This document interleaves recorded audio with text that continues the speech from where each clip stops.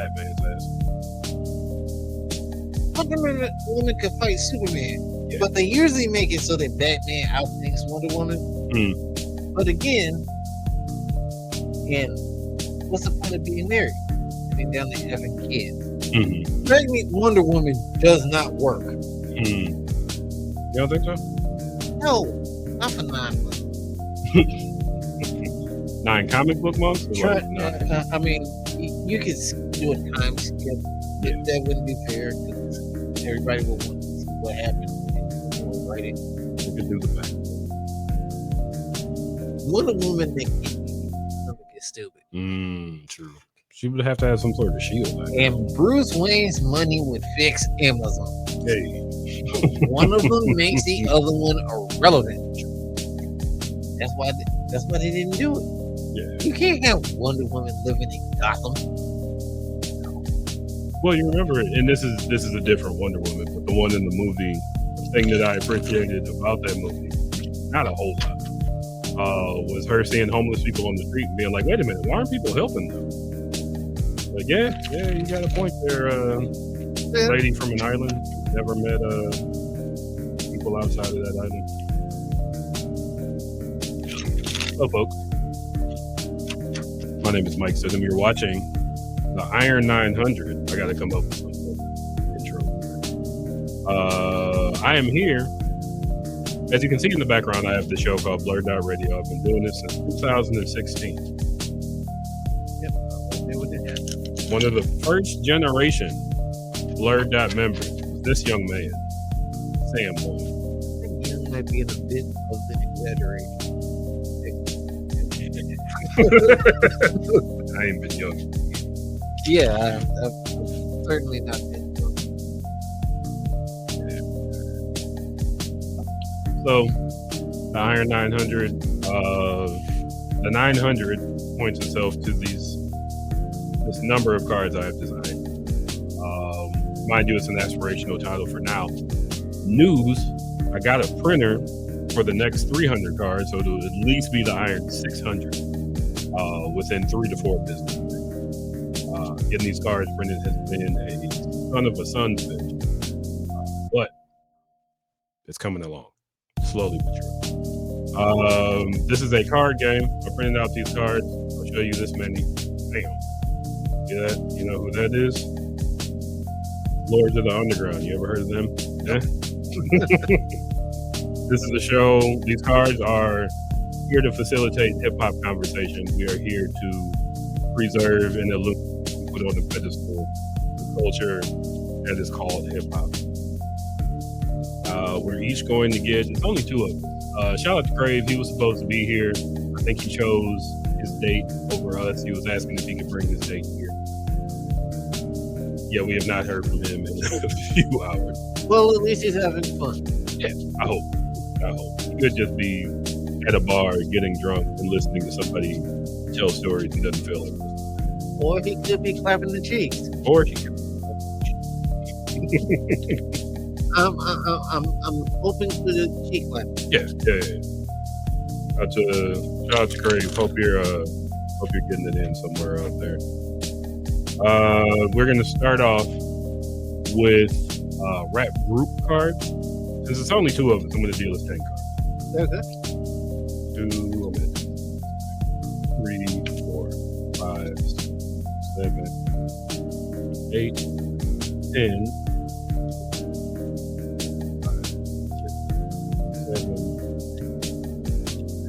10. Now the game goes.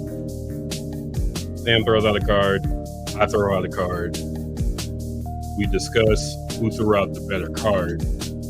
And maybe we'll evolve that as we play this game. It's an evolving show. All types of crazy stuff will come out of it. This is our first show with only 2 people. So maybe we can develop a 2-handed role. How many cards do you think can win? Yes. Definitely.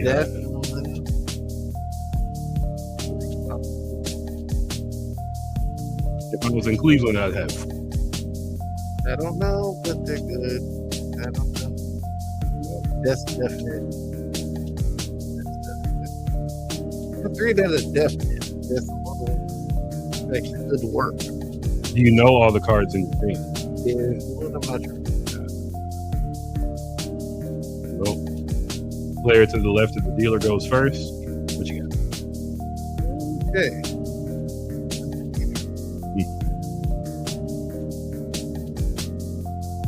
Oceanigans.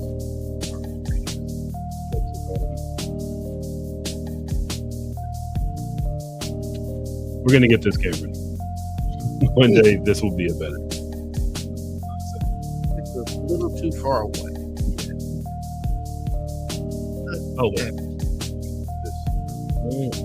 You head 209.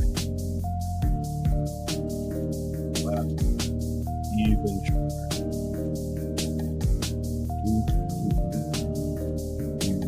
what's your We people at home are seeing how things are produced live. yeah, this is how the sausage is made. It's almost as well. All right, we got the Fushnik. Are the Fushnikins better than Sons of Man? If you are not aware of Sons of Man, they're a Wu-Tang offshoot. Their first album was actually like surprising. And I say surprisingly good because every Wu-Tang thing is not good. I'm a huge Wu-Tang fan. But I am a huge enough Wu-Tang fan to acknowledge there's a lot of bad shit.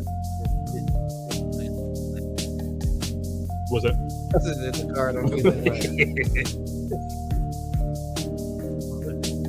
All right, so I heard the Fushnikins sooner. Yeah. The Fushnikins were the first group to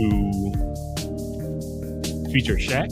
Yes, they did do the song with Shaq. The best basketball rapper of all time. I don't know who's rapping now in basketball, but hopefully nobody. Hopefully they're out there. They're doing it. I hope not. They definitely are. I hope not, because you're not in the hood anymore. Yeah. Stop it. Yeah. Well, now you can just rap about it. Okay. I I think guess you've always been Kanye able West to. messed that up, everybody. People still want to hear it though. Aspirational rap. What I call it. It's cool to a degree, but it'd be nice if more people just rapping about what they were doing, how their life, what their next one. No, it would get boring 5 months in, and everybody and people making raps about breakfast. If it's a good rap about breakfast, I'll listen to it. The Fat Boys were out here. I have that card. You're Point not of supposed fact. to tell us the cards. Fat Boys are in. Yes, they are. Shout out to his horror movies. What? Their first movie. Okay, what the Fat Boys did? Not all of them. Prince Marky D has passed away. I think the other two are still alive. Okay. Yeah. About death. But I mean, the Fat Boys, you kind of saw that now. Cholesterol, your heart tends not to like a whole lot of it. Yes. But to bring it back to the table, In terms of rap, I would take Foolishness. over Sons of Man, Yes. Killer Priestess. Okay, Killer Priest is decent, but His new subject. I even like Chip Food's stuff. I like Chip. A lot of people hate on Chip Fu, and I don't really understand. I don't understand it. He's the dude that raps. Yeah. He's Nobody hates on Dot Effects the way that they do. And that's, I don't know who came first. Maybe that's like the only reason The I can think same- of to do It was the same generalized time. I think Yeah. Food Chicken early might 90s. have been first, That I don't know for sure. Don't quote us. but I think people made fun of Chip Food because of the name, which I never cared. There are worse names. Yes. I don't know. Shout out to Chip Fu. Once on Instagram, I don't remember the name of the post, but it was somebody hating, or they were talking about maybe the merits of Chip Fu, and I was like, people hate on this guy for no reason. Chip Fu, like, that's one of my interactions with famous folks. Cool. I also I've not done a lot on Twitter, but Wesley Snipes, like, somebody posted something stupid about Wesley Snipes, and Wesley Snipes responded, and I commented, "Show him the fangs, Wesley," and Wesley Snipes like that. So shout out. All right, so I'm surprised they let him in the last Deadpool movie. But hopefully he pays his taxes and doesn't go back to jail. fingers. I believe they're trying to get him to do a Blade movie. Remember, Ryan Reynolds looked at the camera and said, like, no. Well, he said, Wesley Snipes said that they're going to be it. Like, okay. I mean, well, that's it looks because that they way. couldn't get the script together. It's not. How hard is it? Did you see Fantastic Four yet? Not yet. I saw a bit of it on Twitter. Not Twitter, I'm sorry, Twitch. I don't know how Twitch streamers get away with showing movies that came out yesterday, but this guy got away with it. Well, one of my friends saw it, and I had to explain to him why Galactus was on Frank Yeah, I'm like, I imagine the same reason Onslaught was. Shout out to Onslaught. People don't like that story. I thought it was funny. I thought Onslaught looked cool. That's probably all I really needed. At that day. Well, again, in that era, it was all about looking cool. But I mean, I like the build up. Like, Juggernaut getting smacked from Toronto to New York. Yes, that was hilarious because you never seen Juggernaut spooked. Yeah, he was horrified. And at that last moment, when you figured out who Onslaught was, you had Juggernaut running to try to fight Charles and apologize for everything he did. Listen, I'm sorry for everything. And honestly, apologize. And Onslaught ripped the Sidorak out of his chest. Onslaught started that fight. But as far as Fushnikins versus Sons of Man, I'll give it to Fushnikins begrudgingly. I do like Sons of Man a lot, but Fushnikins, a kid on the school bus let me borrow that thing, and I played the shit out of it. I still remember Remy Long. The first thing, the one where they were coming out of a Chinese food container. That's it. Let me look up. I'm gonna Google the food.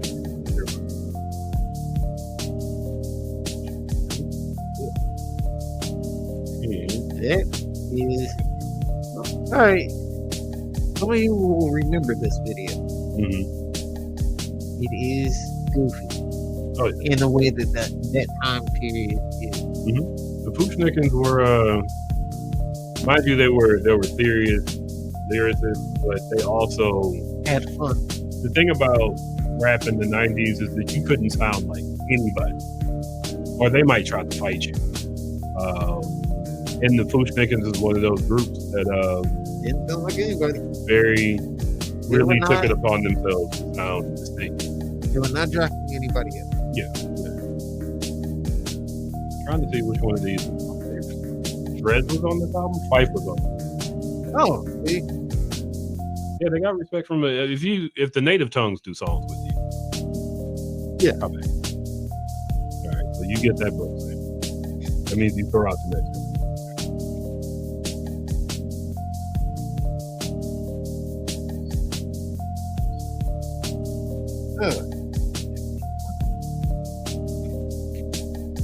Nice and smooth. You know that song about Run the Jewel? Ooh La La, Ah Wee Wee? Oh, yeah. These people. This guy right here, that's Greg Knight. Yeah. Greg Knight. In response, I will throw out the Artifacts. Okay. From the wrong side of the track. Well, I have to give it to Nice and Smooth because they had more than one album. Did the Artifacts? Yes. The Artifacts album. Yes, it was. I actually listened to that for the first time a few weeks, like probably when I was making the car. Really? Yeah. I listened to it at the time. Well, at the time, the only rap tapes that I had were Warren G and the Brat. And one day, a friend of mine dubbed Method Man for me, and my life changed. Uh, The Artifact had three. I guess one of them doesn't have any details. Because they didn't get only any. one video. Yeah, And that's wrong the side of the track. track. That's what. Oh, come on with the get down. I remember that. Come on, get down with the get down. Very 90s. But I mean,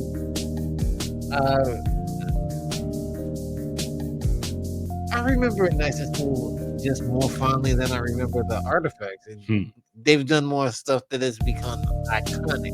Sure. And, They were into it. yeah. I mean, A fun little ditty. then there's sometimes a run slow. One of my favorites. But I will, in recent times, I've listened to a lot more. And I'll give the Artifact credit for doing graffiti. I think finding out that your favorite rapper did graffiti is always fun. Raekwon did graffiti, DMX did graffiti, Nori did graffiti. They were very much Oh, for sure. So, in terms of filling the 4 to 9 elements, I'm gonna give it to them. Now, how do we break ties? That's why the third person. All right, so here's what I usually do for tiebreak when they're a larger group. Throw out a card for you and a card for me, and then we figure out which one. Ghetto Boys for you, Brand Nubian for me. That does not mean I would give it to Ghetto Boys. me. Just there were several careers out of the Ghetto Boys. I mean, you know, Willie D is still doing podcasts. But Scarface became mayor. No, he was in city council. Yeah. He was in the city council. Political. So I mean, you had whole secondary careers in politics. Well, you got I can't. The people in Brand Nubian are making asses of themselves. I don't know what Sadat is doing, even though he did get drunk on Drink Chat talking about one to I don't know, why can't I think of his name? That guy. I'm so fucking tired of hearing it.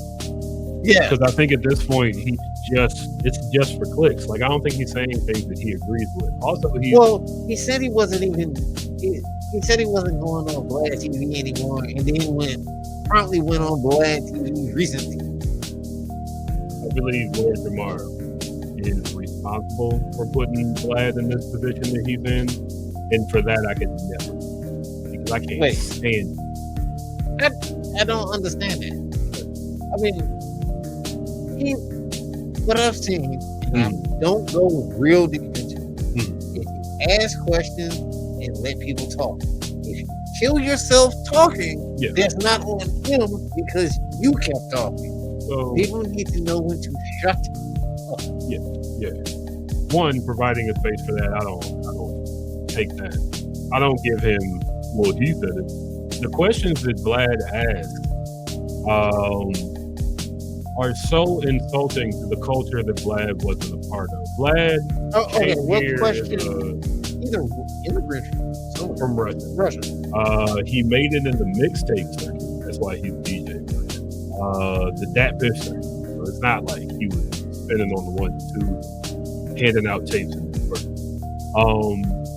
Vlad's beef with Marlon Wayans and the shit that he said about him. The Wayans are an interesting. Okay. Well, you're throwing rocks from the outside.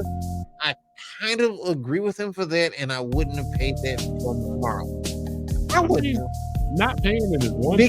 Putting him on blast is a whole nother. See, I wouldn't have said anything. I just would have refused the interview, and that would have been quiet, and that would have been it. But this guy needs fame so much, and it's propped up by so many people within the hip hop culture when he's not doing anything to sustain it. Like, you listen to the questions he asks. He's putting people out. He's giving people not the guy whether they need it. well, anybody that got to put people out there these days. These days, anybody. That's so you're making my argument. that's one of the things that I can't stand. DJ Academics is a big deal now. When the fuck were you even? I shouldn't say when the fuck because I don't know whether or not you. I've heard people I can't stand asking that question. DJ Academics. No. Right. Because Academics will beef with women. He'll say all this stuff about other people, and the second it comes back to him, he'll contact YouTube, he'll contact the FBI. He's calling everybody and snitching on you. First of all, and I've never seen on around. I mean, I'm not on paper snitch. Yeah, so that's a loss of respect, and I've never heard of Vlad doing that. He did say he had security. Now, I might have missed something because I do not watch him consistently. Oh, yeah, no, neither. So, if there's something I missed, there's something I missed. It just, again, they're like, people who record people talking, I can't get mad at because they just gave you the venue to kill yourself. If you could say, you know what, I can't answer that. Well, I don't know. When you're talking about a generation that wants clout, and will get clout any way that they got to get it. Facilitating that, I've seen the video. Irritates me enough that I can't stand. See, I don't. Again, I'm not that mad when you can make a video of you peeing on your officer, and if you don't respect yourself, I can't expect Vlad to respect you for it. I mean, he hasn't done anything. He's let people do things around him. Okay. Are there conversations it would have been better if he stopped or didn't hear? Probably. It probably would have been better. And I've heard of those situations where he should have never exactly heard that.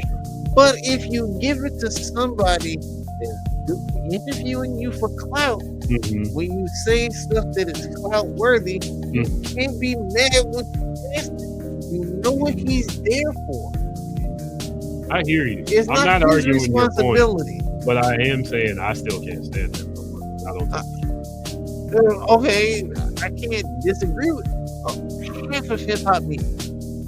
Really, if you looked at it, are all snitch. Adam 22. I don't pay attention to Adam 22. I mean, nigga got his ass ate out on camera. I don't understand why he's still here. And mind you, if you like to get their ass ate, I'm not trying to kink shame. His wife's in porn. So why are you here? His wife is getting rotted out by other dudes. Why are you? Why does this? My general problem with a lot of this stuff, and I don't want this to be taken the wrong way or within the wrong context. There are a lot of people who are a name in hip hop culture that haven't done shit in hip hop culture. Yet there are these, and you know what? I'll just throw it. I'll condense two crowds. Drake fans love these people. Or adding bullshit to the culture that never it's. There's that saying that certain shit don't float. None of that shit don't float. Well, okay. It's all gonna come down. One day you're gonna find out some shit about Vlad. Okay, that is something I saw. I saw a video about this. I think either this morning or last night, where someone was arguing that Drake fans are not hip hop. No, I mean there are lots that are. Drake I won't take away from Drake to Drake. With a ghostwriter or without a ghostwriter, Drake is not hip hop. Drake can rap. Drake is definitely pop. But that pop aspect is never what I put. I'm not one to throw Drake's music under the. Well, I am one to throw his music under the bus because it's not for me. But I'm not saying I've it never doesn't been a Drake deserve fan. I've never rocked a single Drake song. I've never nothing in I like his the beat career too. moved me. 2 or 3. But Drake has never been. Drake just isn't my type of rapper. Neither is Kid Cudi, but Kid Cudi is from Cleveland, so Drake. Every once in a while, there's something. Pursuit of Happiness is a great song. For me, my perception of it was Drake was going after LL Cool J. He was trying to be new LL. Yeah. Down to the winning battle. But he couldn't sustain. I mean, when the battles came, he didn't have. I mean, we need to reevaluate the Meek Mill Drake battle. And I've thought that since the Kendrick battle. This dude proved that you have ghost riders in the battle right there. Meek Mill wins. Yeah. But then he made a pop hit, and people consider him the winner. I mean, there's a difference between hip hop can be pop. I don't know if pop can be hip hop. No. Even though technically the Blondie song is one of the first like rap songs to air on MTV. That's not considered hip hop. By some people, which is odd. I mean, in terms of the greater culture, you don't see people. And she was talking about the hip hop scene at that time.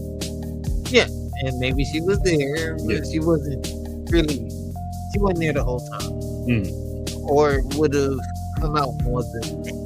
It was just a downtown. Shout out to Fat Pop. Did a good job of walking a fine line of all. I miss them. I miss MTV playing music. I miss no MTV raps. It's so sad. Fucking Viacom provided us with so much of what is now called content as kids. And then they decided that reality TV made more money, so they threw the rest of it out the window. And like really chucked it out the window hard. And I mean, that was everybody doing it. That wasn't even just hip hop. It was for sure. All of it. Headbangers Ball? Yeah. Fucking how else would I have known about Nirvana? They wouldn't stop playing it. It was a great time. But that was a great. And I found out about that album, and it was great. Yeah. Rest in peace. Shout out to them. But yeah, Lord Jamar in his original. That's how I found out. I don't know what Vlad was doing from the Lord Jamar. Lord Jamar taking. So you can say a lot of shit about the shit that Biggie said, but I do feel like in the time that he said it, there was a shock value to it, and now that shock value is more common, post Eminem hip hop, it's more frowned upon. These certain things. If you really are upset about things Biggie said, he has a whole song about getting his ass eaten. Look that up. But not Vlad. I'm calling him Vlad. Lord Jamar being a part of this early 90s hip hop movement and then turning around and shitting on it for views. I don't like that. He's broke. I know what this is. This broke is trying to make a buck. I don't frown on anybody, but you actually ruined the legacy of your group by doing so. It would be like, okay, I'll give you another example. They're talking about LeBron James leaving the NBA and starting a new league in Europe. Okay. If there and he's playing at 46, 47 years old, he's going to diminish his stats in the NBA. You think so? Yes, because he won't have it. And you'll be watching this dude decline. And then he'll be playing bums and it'll be boring. I feel like that's like saying Jordan coming back as 45 diminishes what he did at 3. It does, it doesn't. Because they were certain. Okay, if you look at it, he was still better than your average NBA player. He just wasn't Jordan anymore. So I'm not mad about the Wizards time because again, or the baseball time. And every now and again, Jordan would snap and destroy people. Absolutely. Even then. I imagine if you were a former NBA player and you told Jordan, "Hey, go in your car and get your sneakers," he'd be like, he told that one dude, during his Hall of Fame speech, anytime I see you with a pair of shorts, I'm coming at you. Yeah. You're like, get your shorts. That doesn't mess you up. Going to a different team. If you have that aspect about you, I don't think LeBron will ruin his legacy. I'm also from Cleveland. I'm always going to be pro LeBron until he does something fucked up. He was at Jeff Bezos' wedding. It didn't take. I don't like that I'm saying this, but it doesn't take a whole lot. You're a rich guy. You hang out with a rich guy. Yeah, he's a billionaire. He went to a billionaire wedding. Acting like billionaires are supposed to care about you. That seems like a flaw in your life. None of these motherfuckers care. They're literally selling your water. And I am certainly not pro LeBron at all. I'm from Chicago, so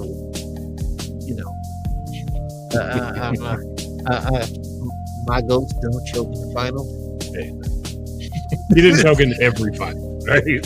Sometimes. And that shows how great Jordan is, because perfection is so hard to. It's funny that we had for so long this idea that Jordan, practiced all day and was just laser focused on playing basketball. Then years later, you find out he smoked like 3 cigars before a game, and then just went out there and whooped ass. I heard NBA players saying they had a session back to calm down before you. Yeah. I'm like, Jesus Christ, they didn't take. They are not the workhorses. I mean, mind you, they work harder at playing that game probably than I've ever worked at anything. But this perfect example of, they were practicing every day and every night, yada yada. Yeah, but you actually contrast that to the stories you hear about Jordan terrorizing people in practice. That's why he smoked cigars, because he had already whooped them ass. It's kind of like Freddie Mercury, where he used to give blowjobs mid-concert. Gotta work himself down. He's excited.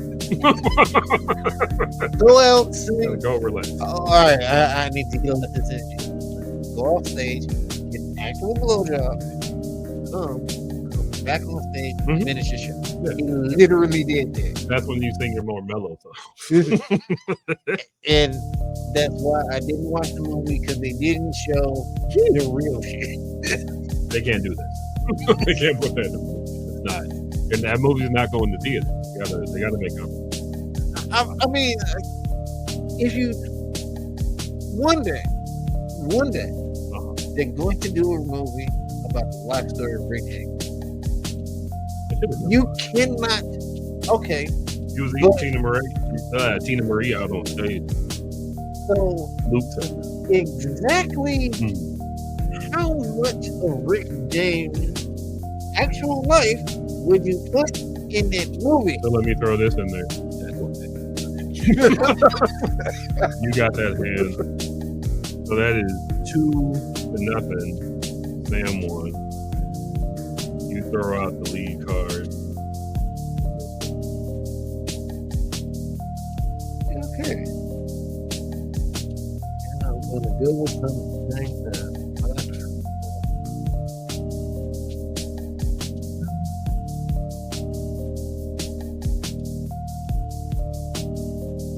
Safe and to the end. Okay. The terrible. I have something to say.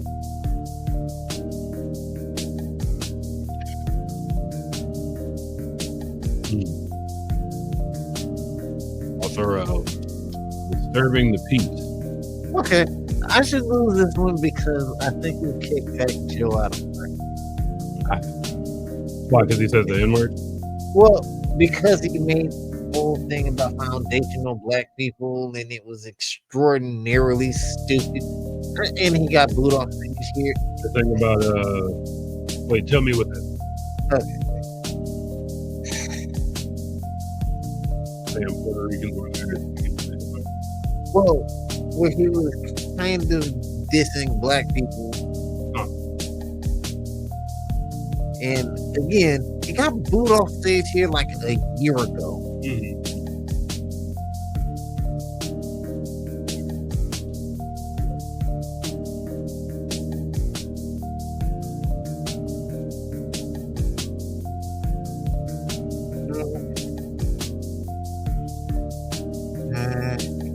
I mean, the music was not bad.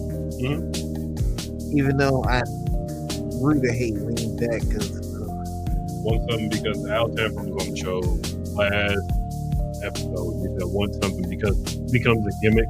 He immediately jumps off. And yeah, lean back got too far. Other than that, oh yes, he called foundational black Africans broke black racists and all this other stuff. Which foundational black people were you talking about? And he was talking about black people in general. That's why he got booed off stage. Well, I don't know what foundational black Africans are. Yeah, I need some context. Whoever just called me, I did not think so. I'm on the This show. is a Yahoo article about the whole thing. Fat Joe is ignited a heated debate online following his appearance on Matt Hoffa's My Expert Opinion. I watched that episode. Matt Hoffa, if you weren't a Trump supporter, hopefully you're not a Trump supporter anymore. If you were a Trump supporter, not to make this precise and political, if you were a Trump supporter and a black man and you're still a Trump supporter, get your head checked. Well, okay. I understand what happened. The black men of the Trump supporters are usually I understand. first generation rich. They just got rich. I know some people that just don't like it. Just don't like it. Do people need to care that much? That's what I'm thinking. Okay, I care about one bedroom. Fine. Wait, say it again. I said I care about one bedroom. Oh, yeah, for sure. I don't care about what anyone else does in theirs. But whatever makes you less of a dick when I meet you, you do that. Yeah. As long as it's consensual. Yeah. As long as y'all agree to it, I don't care what you look like. I don't care who you are. Make yourself happy. Yeah. Life is miserable enough.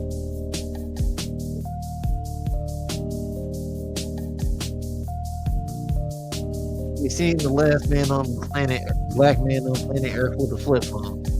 Man, hopefully it's somebody smart enough. The less apps you have, the harder you are to track. Not saying that they don't know my location.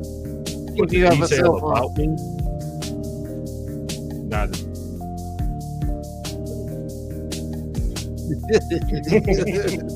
Well, that means we will have special guests. Yeah, that'll be fun. But yeah, disturbing the peace didn't necessarily do much. Well, they brought Shauna back into the limelight. You know, and Four. Harry's brother went to Oak Park with him.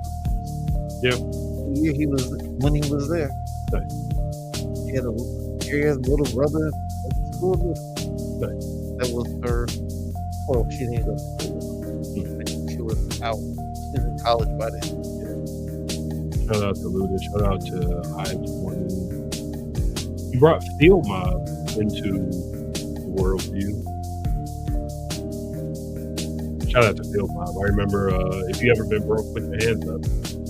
Damn good song. Decent album. Yeah.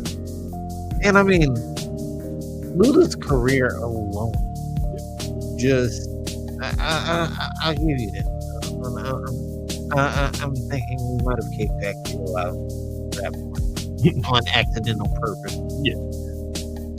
Like I said, I like purpose accident. Fat Joe's use of the N-word, I understand, is controversial. A lot of people don't like it. If you're a Puerto Rican, you're not calling me a nigga. Am I really that mad? I feel like I should be. Okay. I got African tattooed on me. What I would say is, why do you feel you should? Why do you want to call somebody that? That would be the that's the question. They'd be like, why? And I guess as far as Fat Joe is concerned, and any white person that grows up, the white so and so, white Mike, white Ed, if you're from Cleveland, mind you, they never said nigga. But if your friends growing up let you say it, now it's just part of your language. You don't want to change. The argument for saying it, like arguing for, I can say this is weird to me. If a black person says, "Hey, you should stop saying nigga," you should probably be like, "All right, mom," no, and then leave it alone. My question would be, why do you want? Yeah. Why do you want to call somebody? Because it's because your black friends didn't tell you not to. Yeah, but I'd be like, understand that one has to understand context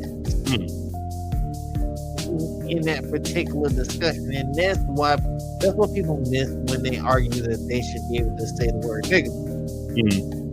Context. The context is you're not in the group, you're not in the club. Yeah. I was in the Navy. So when I was in the Navy, I went to Australia, and one of the questions they asked me is, why can you say the word nigga and other people can't? Now, if you're ever in the military, you probably vouch that this is part of people's experience. And you have to go. And what the answer I came up with, what I told people literally is, it's a secret handshake. If you're in a gang and somebody perpetrates your handshake, you got to drop them off. That's a good answer. That's the gang handshake for black. And you're not down. Yeah. It's instant. We know each other when we say that, and we know you're not in the gang when you say that. The gang has definable traits like melanin. Melanin, number one. Black experience and a recognition that you have black experience. It's a recognition of shared experience. Yeah. You and I go through the same thing. Yeah. We have the same fears when the cops shoot. I too have had teachers blame me for shit that I didn't do. The white kid didn't get in trouble for doing it. I have been followed around the store where I'd gone to spend money. That's one to make leave away. I remember hearing stories about shoplifters following black kids around because the security was following them. So they can steal the whole store. All you had to do, and so professional boosters, and I've heard them say that. All the black people steal everything they want. Security would never look at them. For sure. I've heard white kids say that, going to coconuts back in the day. Guys looking at the black kid, they're like, they steal the whole store. Because you was following the black kid around. I will say in the argument, one, if you feel like the Servant of Beast won, I would love to get it. But I think as far as standout acts, Terror Squad, in my opinion, has, and mind you, this isn't my opinion. I followed Terror Squad pretty hard for a while. Okay, they have big. I mean, number one, you had fun. Now, another person that is not always remembered fondly is fun, and I have this to say. This is not to defend. This is not to deflect. I guess you could argue this too. I'll take that. Your favorite rapper is probably not a good person nowadays.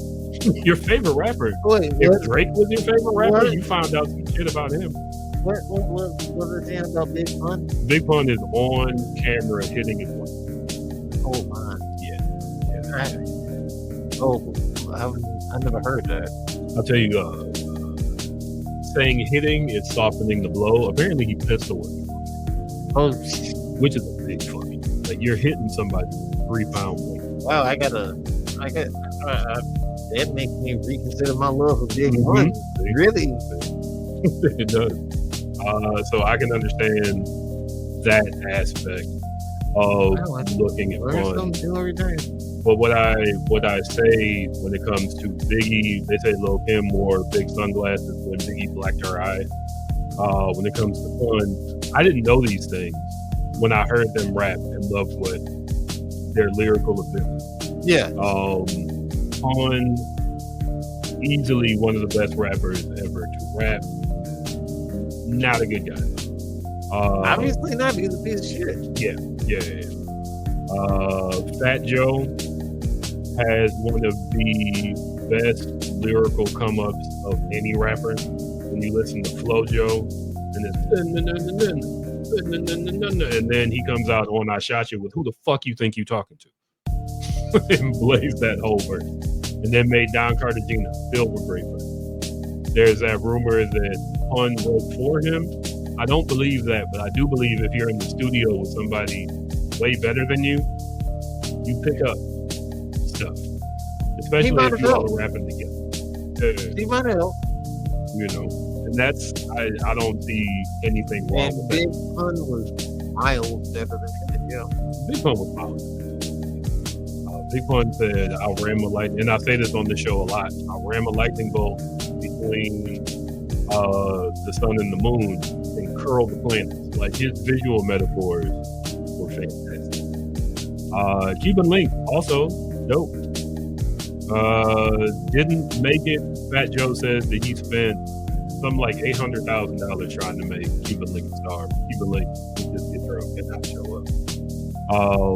Well, did she playing her act up? Isn't she with 50 now? Who's that? Cuban Link.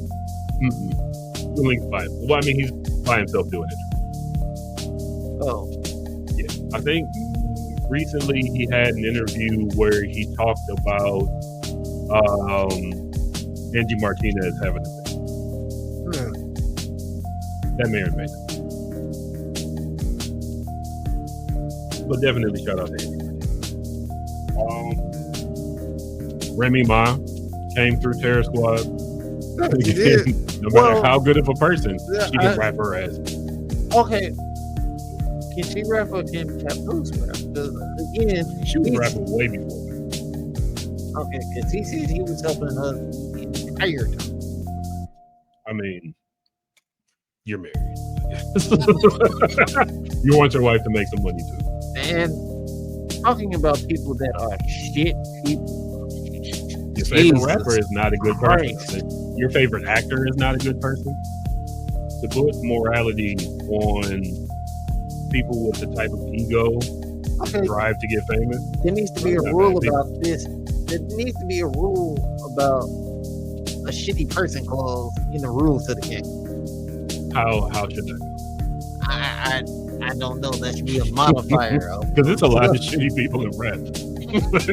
Let's not act like yes, but at the same time, let's discuss it.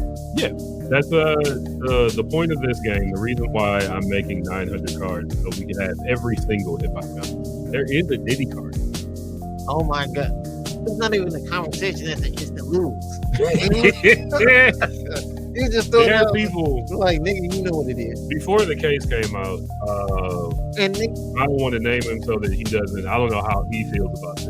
He was posting like, "Listen, man, Diddy did as much as your favorite rapper did for rap music," and I was like, "Okay, but that doesn't mean he's a good rapper." And, no, he's not a rapper. That does not. He's not a rapper at all. That does not. Okay, I know somebody that was supportive of bad boy. Way back. Came from one. Reason why. Oh no, wait. Let me throw this out. We're not going to name any names. I probably know this guy, and he's probably been. Oh. Did he tell you about why he left? Good shit was starting to get bad. No, he said he came back to. This person has been on the show. We can have this conversation. Oh. Yeah. Well, I don't know if it's okay. There's a chance. But don't say that. Yeah. We'll save that. There's a really bad story about the being a bad boy. Yeah. That's all I like. That's all I'll say. Yeah. I'm in a Diddy car. You know what? Oh, also, there should be something. if it is the same person, that's like a he wild did sign draw an for. We'll save that. But yeah, there should be like a wild draw for.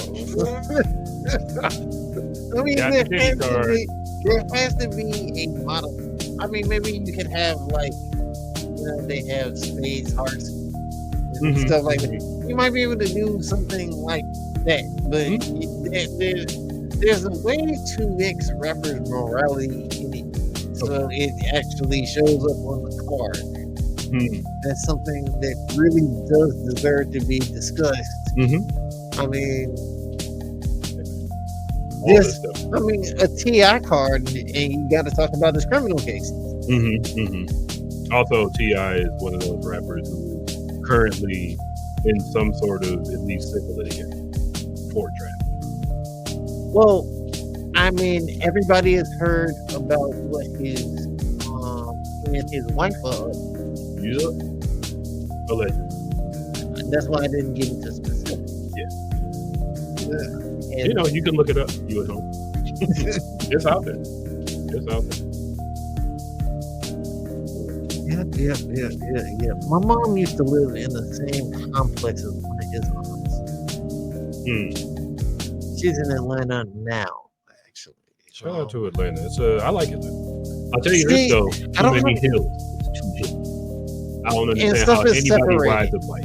Yeah. In Atlanta you need a car. Yeah.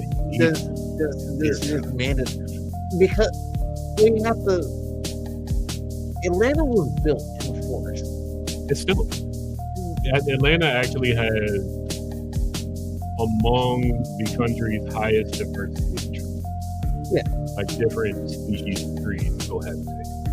Atlanta also doesn't have zoning.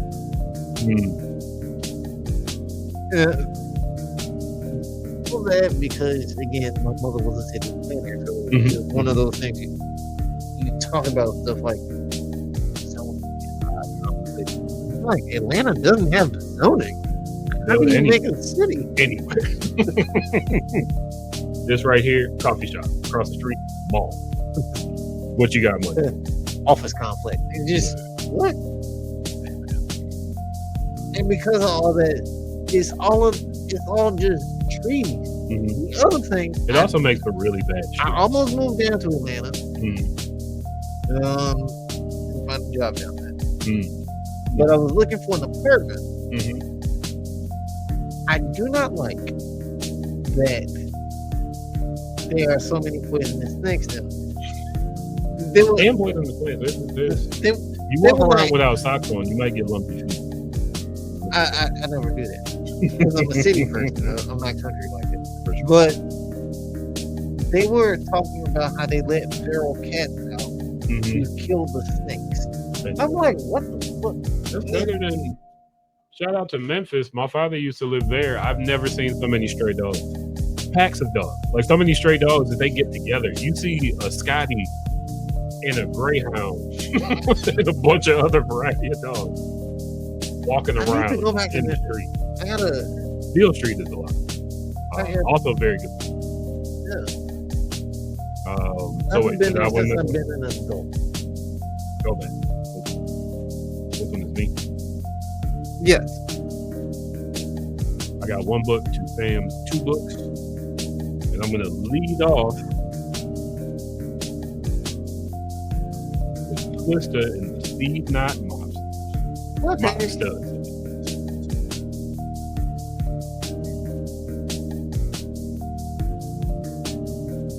Huh. But Organized Noise giving it away. Well, no, not really. But to say, who Organized Noise is? Yeah. So I think Twista's whole thing is it was the single biggest mismanaged career in hip hop. Twista? Yes, Twista should have been enormous, and he wasn't. Yeah. That was the most. I mean, he's still pretty enormous. Not close to what he should have been. Yeah. Twista's music. Twista's 90s music. Was Twista on rap a lot? No. Or was that Do or Die? I think that was probably do or die. Yeah. But Twista, being a Clevelander and getting, so here's the thing about being Midwesterner that people on the coast, maybe especially the East Coast, don't understand is in the 90s we got everything. I knew about Master P before 1996. We were listening to Mr. Ice Cream. Well, see, we got those mixtapes up there. And they used to come, A-Ball and MJG's mixtape. I remember before they blew up, when Mr. Big first dropped Mr. Big. Not because of my yeah. But that was big up here. I heard all sorts of people listening to it. So when I first heard Twista, Adrenaline Rush is still, when it comes to the sequencing, those first like couple songs, there aren't many better out. Overdose is still one of my favorite beats. One of my favorite. You know, I'm from the city of Bone Thugs and Harmony. Yeah, so fast rapping should be picked up more easily by my ear, but it ain't. But the way that Twista put those words together. To go back to previous cars, I listened to the entire Foodsnicker album until I understood every word of it. I listened to them. I can tell you the pattern of the sound. I didn't pick up every word. Like, but I'll also say I knew Ring the Alarm by heart, and that was difficult because Jeff Fu was actually going hard that whole song for sure. I'll tell you when I do pick up on Twista lyrics, Twista can rap fast, but it's also spitting bars. Yeah, Twista should have been, that entire clique should have been okay.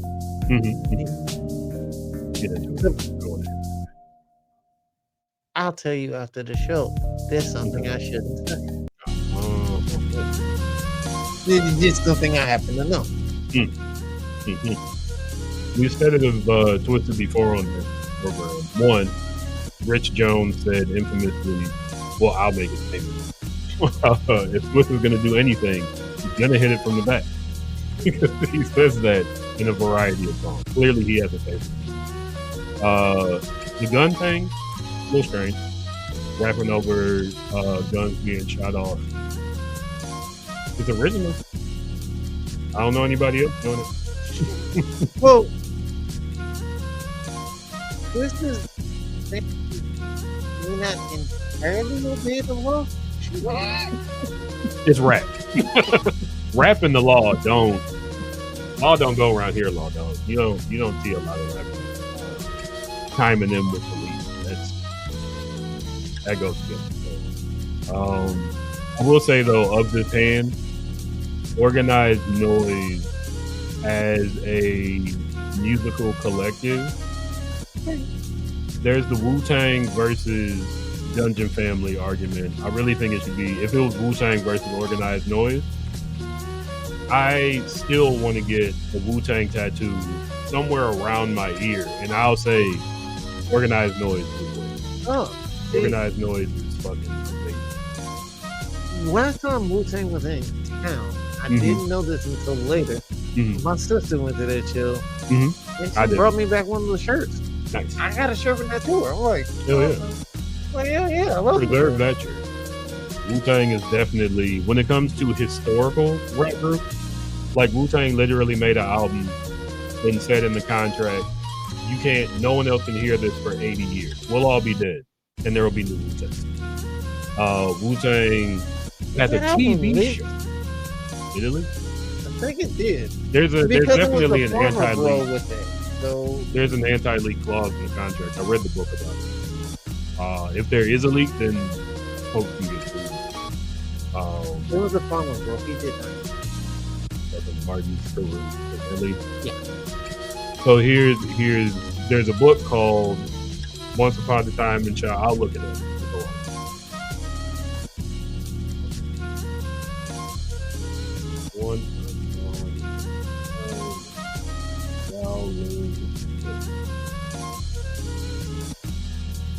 Once a Time in Shaolin, The Untold Story of Wu-Tang Clan's $1 Million Secret Album, The Devaluation of Music and America's New Public Enemy #1 by Cyrus Bozergmer.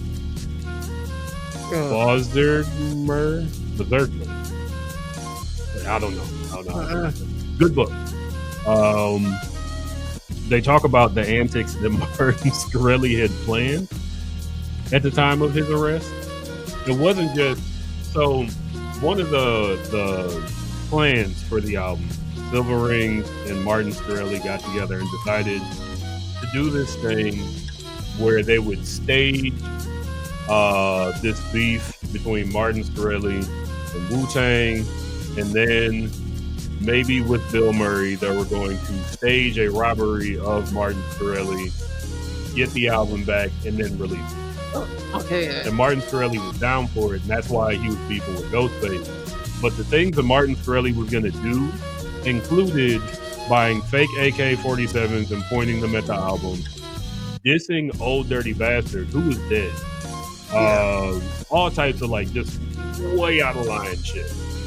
So when you say he didn't care, like he was an interesting thing. He was really determined to be famous. I think what he did was he listened to the album and streamed it. Yeah, he streamed it. He streamed 2 minutes of it. I think it was long. Was it more than that? I think it was a whole. I want to find that stream. I want to hear it. Things like Silver Ring. Okay. Yeah, I didn't know Organized Noise did all this. That's the second time that's come out on the show. That's what we're all about. Well, I didn't know they did Waterfall. And they worked with Info. Mm-hmm. When you go back and listen to those songs, they sound, you can tell it's organized. That guitar showed up in the last song on Appointment. And they did all the Southern playlistic stuff like So Fresh, So Clean. The Organized Noise is a big deal. Goody Mob. It's a shame what happened to CeeLo. Well, it's not a shame. It's just that whole thing about some of your favorite rappers not being great people. Oh yeah, that tweet. Well, no, he raped a chick. He played no contest. Yeah, I think he drugged her, right? Yeah, and then he said he drugged her up and did it. Yeah. Like, whoop. And fortunately, that ruined his career. But not from my eardrums. I was looking for that music. But he was crap-ass person. Yeah, not a good one. Some people should not have money and power. But before that happened, CeeLo, I don't know if I've said this on this show, but I would put CeeLo next to Andre 3000 as far as like talent. CeeLo, his bars, even his singing, fantastic. Yeah. A much better singer than Andre 3000. His Andre 3000 singing voice. It's not great. It's not great. CeeLo did a version of Reckoner that just slaps. All of this stuff. Did you know that Crazy was independent? Yeah. So he made. And that's why I never got a second Gnarls Barkley album. I wish these people would commit less crime. Less crime. We're in a place where we don't have to commit crime. Commit crime before the deal, not after. Yeah. And Jesus Christ, could you stop drugging women? Yeah, don't drug women. Consent is not a joke, ladies and gentlemen. So here's another thing, kids. A consenting partner or an intoxicated partner cannot consent in the eyes of the law. Write that down. If your partner is drunk, then even if they're just drunk, that's right. They can say, if your partner says, if you don't have overwhelming, excited consent, consider it. Consent is absolutely necessary. It's always been absolutely necessary, but now it's to a point where your life is going to be changed if somebody says I didn't consent to it. If I was single, I would have a release. Who had it? Somebody famous had it. Was it Havoc from my people? It was somebody. It was like, nope, not me. You really want to get down? Okay. Say you want to get down on this. I don't want this to come back and bite me in the behind. And that's not on any like manosphere. You should be afraid of women shit. Just make sure that this lady wants to have sex. Look, I will say You want to do this, that right? there are women out there trying to get dudes money. I'm not saying that that's not a But thing. that's not enthusiastic consent. Yeah. Enthusiastic consent looks a lot different than someone that's about to go at you for money. Enthusiasm, there's no enthusiasm. It's just doing it for bread later. Yeah. So let that be a lesson. Enthusiastic consent. That you will always know if a woman is excited to see you nude. When you're nude, you know immediately. I don't think the Speed Not Mobsters nor anybody else can top organize. No, I guess not. I mean, if they had been used to their fullest potential, perhaps, but they were not. They had the potential. That's why I call it one of the biggest fumble bags in hip hop. There was a lot of money you could have made off of that particular set of people. They had the talent. They had everything you need. I don't know what happened. They had the connections. They almost signed with Rockefeller. Yep. What happened? It's kind of like the Big L thing, where you're going, what would have happened if he lived? Yeah. Big L would have been great. Big L also not special. Just throwing that out there. Well, if he hadn't been arrested, that's what he always said. I don't know what he do. No, ain't no court of it. But also lyrically, there's a lot of shock shit that Big L said. That somebody can come around and be like, "Hey, what?"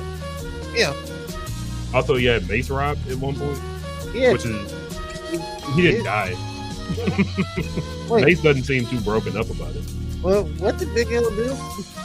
It's allegedly. There's a legend. I don't know the bulk of it, but I know that there are things that folks have said about Big L.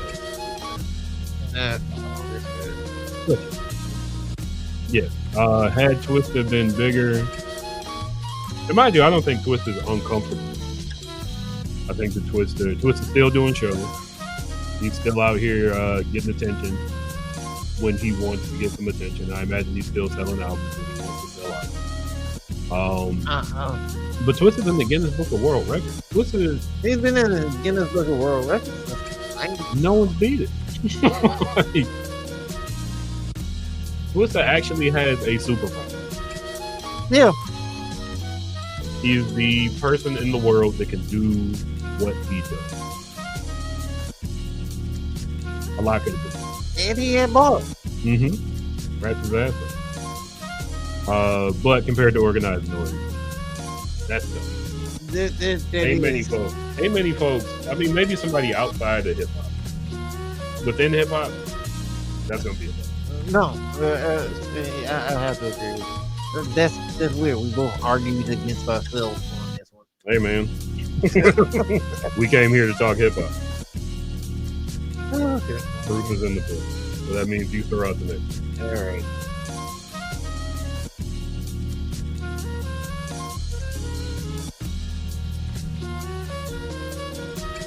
The score is currently 3-1.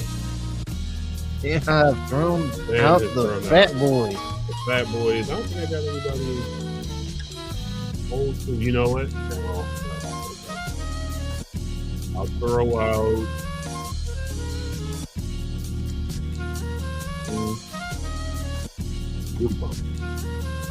Well, at least the Fat Boys can rap. You don't think Group Home was dope? According to me. I don't have any problem with okay.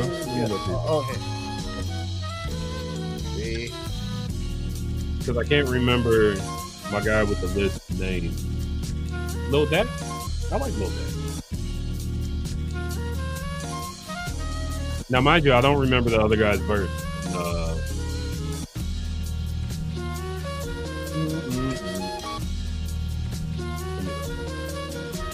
I mean, they're talking. The way they talk about Group Home now is a group where the beat saved them.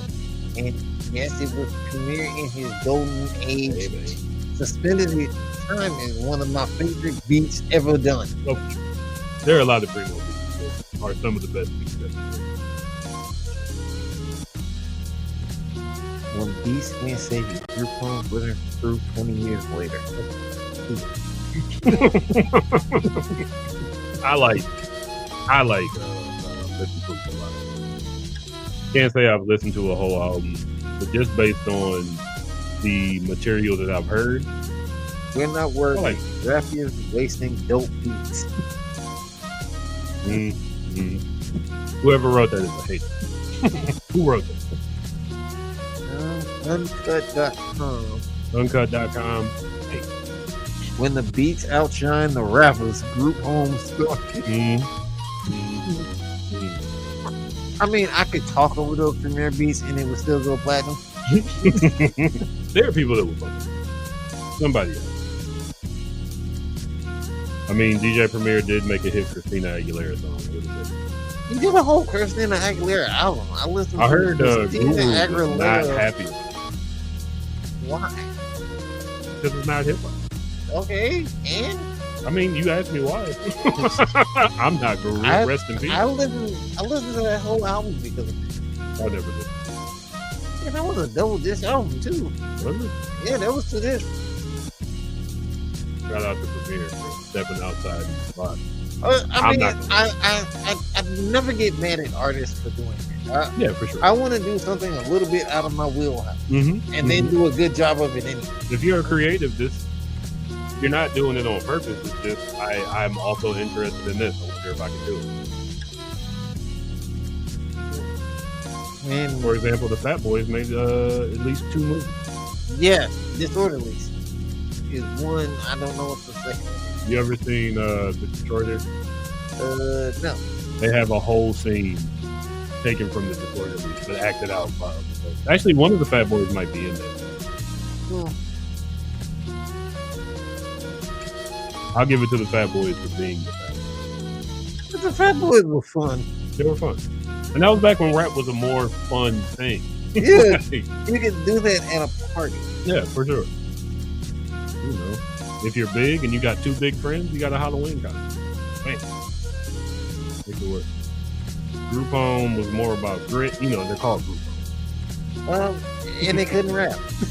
Sam doesn't think they could. I have no evidence to say that they could not. Yes, we do. It's their album. I don't see any evidence that says that they can't rap. There's a whole album. They can't actually rap. They got 1, 2, 3, 4, 5. They came out with an album in 2017. Okay, and they don't have Primo's help anymore. So that's. I'm sure Primo would have thrown them a beat. Occasionally. From the Chief. He seems like the type that has kept his friends over the years. Yeah, I mean, and that's how they got signed in the first place. Yeah. You got on a record deal? Straight from Texas. It must be nice. I'd take it if it was offered. Yo, I got some beats for you. Hand them over. MOP said Primo will make, so Primo doesn't come with beats. He makes them in front of him. And Billy Danz was like, I got beef with Primo. And I think it was on Drink Champs. He was like, Nori was like, why you got beef with Primo? He's like, because he'll make a beat in front of you, you'll vibe out to it, start writing to it, and then he'll just toss it. Like, nah, not that one. You'll be sitting there like, what the fuck? What? That shit was amazing. Why'd you throw that out? Because when you're DJ for me, I'll make another one. What is this thing? Just have a stop button. Stop! Yeah. Shout out to Primo. So that goes.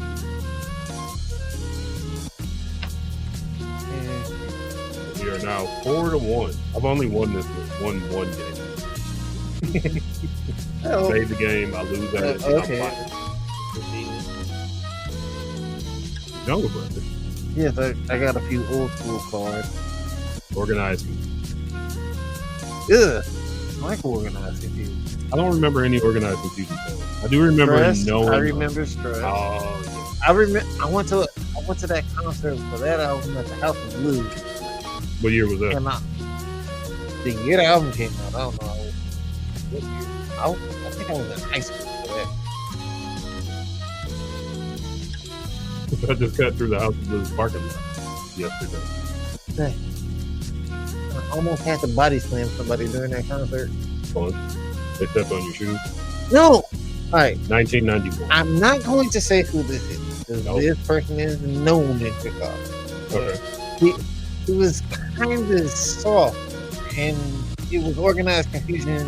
Mm-hmm. So it got very mosh-ish during the concert. Mm-hmm. Mm-hmm. All right, I'm fine with it. Yeah. This dude, because it got rough, hopped on my back. I'm like, get the fuck up. As in, Like he was in the spirit of it? A piggyback ride. Oh, I wouldn't. I'm not giving a piggyback. I can understand you being mad. I wouldn't. I'm like, all right, well, During what we're doing. During a mosh pit? No, and you have to understand, we're friends. I see. We kind of had beef. For a dumb reason. As long as he's not trying to, rear naked choke. Right. Help me. Yeah. Cut this out. Well, when you're mid mosh pit, you need to be comfortable because people are trying to push you right now. Right now, people are coming. The pushes are coming. The whole thing is coming. It's not an angry attack, but I am in the middle of a fight. I need to jump around and beat with the group. Mm-hmm. You don't get off me. You should have used him as a weight. I was about to use him to batter people. I was not happy about that. Mosh pit at Hero 9. Yeah, get your pussy ass off. Don't be using me. This isn't a mech battle. This ain't no goddamn Macross Plus. And people actually saw this and they're like, what the fuck? They're like, you don't even like him. No, I don't.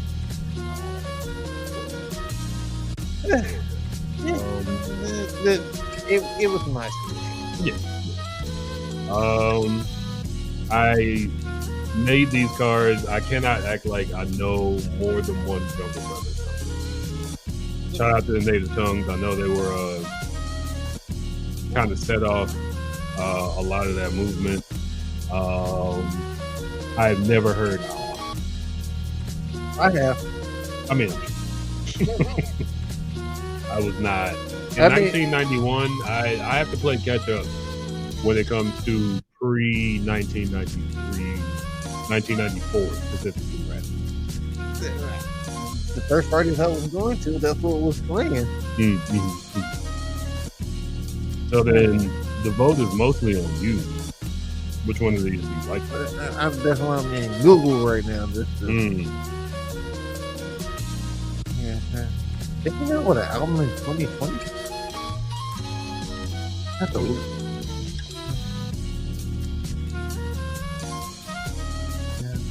1988.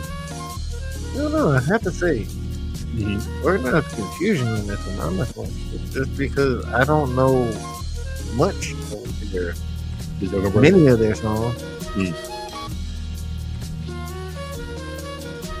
Also, they bred SammOne, who is a very unique artist. Yeah. And that's not to say he's not dope. I'm not saying this like, oh, she's got a great personality. No, SammOne is dope. No, SammOne is. Yeah. His ability to put words together in time. I think the best rhythm verse is that. It's hard to. Again, we had Al Temper on last time. Al Temper talked about how if somebody isn't rapping on beat, he doesn't want to hear the song anymore. I can't say that because Chino XL would rap off of the beat and then come. I mean, they'd all come back to it. RZA, same deal. I believe there's some Razzcast songs where he'll cram a bunch of words into 2 or 3 beats. If you can pull it off, it's dope. Yeah. It's like dancing. And once in a while, you just swing out here and then come back and do a two-step. So I appreciate it. Your girl Munch was dope. Mm-hmm. You know he got sued over Simon Says. What? Yeah. Why? Because that's the Godzilla thing. Yeah. And I guess he didn't have They permission cleared to a use sample. it. Yep. Sample clearances have messed up many a dozen. What are you reading? I'm reading Carol Munch's Wikipedia page. You know, it's really dope. I got the Rockets record. I got a card, Rockets card. Rockets and stuff back in the day. So you're giving it to Organized Confusion? Yeah. Very much. But see, this is where I stop. You're not winning anymore. Well, I'm probably not going to win this one, but the song of my people was made by Bone Thugs. Also, Bone won a few Grammys. I know in Chicago I'm not winning a whole lot of Bone Thugs and Harmony. How bad? I'm not about to beg for mercy. What the hell is this? Pull the trigger. No. Also, don't throw out your bets because I do have some decent cards. I got better. Now, I'm gonna do this just because they had one, but this is me going a little bit. I think the argument is there. Yes, that's why I use that. I like Onyx a lot. I think Onyx is the style that Onyx uses is one of my favorite. Like that much energy in rap, I always go for it. That was the first group that had the kind of whole mafia kind of thing not kind going. Remember, they went on tour with watch your damn face. It wasn't Bio. Blank swing. They went on tour with the Rock. Yeah. For that reason.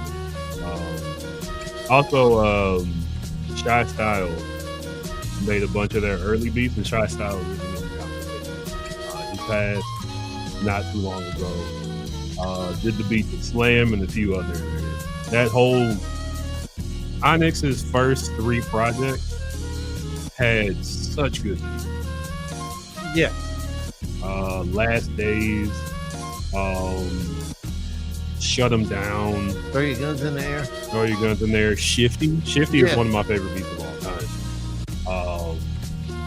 I will, on the Bone side, put up. So Bone did a battle with 3-6 Mafia, and I don't know who made the set list for that and why they were doing all their like R&B songs against 3-6 goddamn Mafia. It's the tear the club up thugs. That doesn't make sense. Down 71, hard as fuck. Down for my thing, hard as fuck. No Surrender, hard as fuck. Mo Murder, hard as fuck. It's called Mo Murder. Like, I mean, they had all these hard ass songs and did like, even when it comes to Shoot 'Em Up. Shoot 'Em Up sounds like an R&B song, but it's called Shoot 'Em Up. Like, play your hard shit. Why are you playing? I don't know. Thuggish Ruggish Bone. So these two, this is I'm only aware of one Bone album. Which one? The first one? Not Faces of Death, but not East 99 Eternal. East 99 Eternal is a bouquet of things. I don't know. My sister was into it, so I wasn't into it. Household beat. Well, that's what it's like having a little sister. Yeah. No. You like this? Yeah. Creeping on the come up. I was surprised. I was shocked that Katari went to a Wu-Tang. Absolutely. I definitely, when they announced the tour, I was like, I'm not. I mean, I've seen Wu-Tang a few times. I was mad I missed them and Nas because I didn't know that they were going to be performing together. I mean, I missed that. But for me, okay, you've never met my son. No. Atari is so very civilized. Atari is an executive in TV. So when she goes, "Oh yeah, I went to Wu-Tang show. Here's a shirt." What? Did you sing along? What do you mean that you win? Protect your neck. I mean, but my thing is the reason why I didn't go is She didn't because like him in the 90s. I was blasting the album in the house every day. and that's why I didn't go to the recent show because I was like, now everybody. Like, Well, Wu-Tang is for the kids. it's a plot. Yeah. They all to be for the children, but it's like y'all wasn't listening to. Y'all don't remember Soul in the Hole or the Swarm mixtape. Like, just to prepare you, this is gonna be my last song. I'm not gonna. I don't even want to. It's the Auto Lose song. Well, You will give up immediately. we'll see. I think there's an argument for Bone and Onyx to be on the same level. Actually, well, Onyx Legacy Rise, Onyx has done more because the members have had secondary careers, which I do count. Sun Seed. Now you got Sticky Fingers, you got Fred Joestar, aka Firestar. They don't remember the Firestar album. That was weird. Sun Seed has a solo, at least one or two solo projects. He chose to go solo. I mean, you don't want to shout all the time. Sticky Fingers has that Black Trash album. That unfortunately is what it sounded like. It was a very creative endeavor. It was not I was really excited. You know, that is the nicest way of dissing somebody's album I've ever heard. No, this an opinion is an opinion. It could have been a lot better. If it had just been Sticky rapping, I would have liked it more. Because there was, I believe Sticky said in a verse, wait for that third verse. Everybody else is dope, but like Sticky was the best in on it. Onyx has been in more movies. Yeah. Sticky Fingers, Michael Jai White was supposed to be Blaze, and Sticky Fingers' manager ended up giving Sticky Fingers the job. Yeah. So you know what? You got a whole Blaze. So here's where I'm gonna go. One, I'm from Cleveland. Two, I could have had Michael Jai White as Blaze, and that shit would have been amazing if it wasn't for fucking Sticky Fingers. So I'm going Bone Thugs. But he was Blaze. I ain't watched a single episode. Actually, it wasn't good. That's what I hear. But you know what would have been better? If it was Michael Jai White. Well, if it was an actual martial artist like Wesley. You know what? I'm not going into movie casting. The person that gets it, and I don't know what trials, tribulations, and random penises show up in that whole process. Random ding dong. I remember that Cat Williams said that his goal in information in entertainment was to have a virgin butthole. Yeah, there's a lot of rumors about how, and it's funny how those rumors are substantiated nowadays. But then Onyx isn't safe from that. Well, put it like this: that many casting couch stories didn't come from nowhere.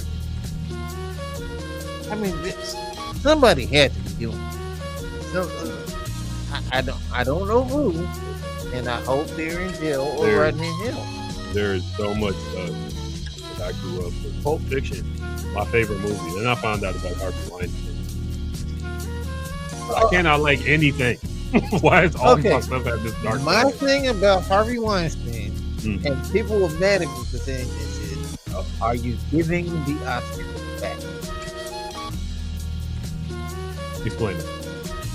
Like, he gave the people that succeeded under Harvey Weinstein millions of dollars. But I mean, it's still Oscars. That's cool, but there's still the nightmare. Like, does Gwyneth Paltrow have enough money to hire therapy to get through that? She's in Marvel movies. no. And she had that goop. Is she still in Marvel movies? Well, if they ever do another Iron Man movie, she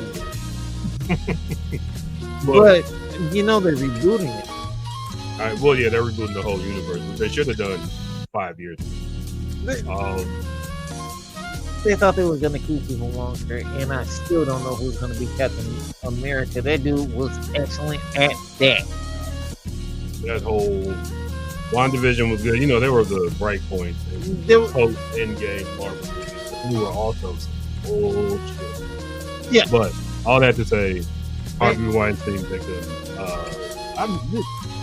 If you went through that shit, you at least deserve whatever success comes after. Okay. But at the same time, but that mitigates some of this shit. Oh, I am so famous now that I can never be unfamous. Remember what Dave Chappelle said. You can't be unfamous. You can only be infamous. You can be unfamous. There are lots of people that are famous. People will recognize you on the street, but as far as like fame, the way we talk about fame, not like social media fame, but like actual I get this fame. house and I get to invited to these things, I get these business opportunities. You can have. You can try not to be famous anymore, but people still know you. Your name is still out there. Your work will last forever. That's fine. You are still famous. A lot of stuff didn't even make it. That's out. Well, that's like music. A lot of music that my mother listened to as a kid will never be heard. Hip hop was real good at bringing that stuff back until this Marquis made it. But Harvey Weinstein is a fucked up person. Oh God. Oh, okay. So are we throwing everybody with more than 5 million in jail? See, we should probably throw more people with more than 5 million in jail. I was saying all of them. Anybody with more than 5 million, yeah. I wouldn't say all of them. There's probably somebody. I don't think. What to do to play Captain America? I haven't heard any Chris Evans? Yeah, Chris Evans. I haven't heard any rumors about. I want to say I heard something, but you hear so much about it. And check. I've heard nothing but nice things. And I'm not from Cleveland. I never liked both. What they're saying. They're like a third-tier rap group for me. I get that people like them. I just don't. The Grammy committee likes them. They've done huge things. But I just wish they made one song about welfare checks. I mean, that was a great song. That's the song of my people thing. Song was dope as fuck. The video was dope as fuck. East 99 was dope as fuck. That whole album was dope. Okay. Go listen to East 99 Eternal and tell me you don't like it. You know what? I will listen to that on my way home.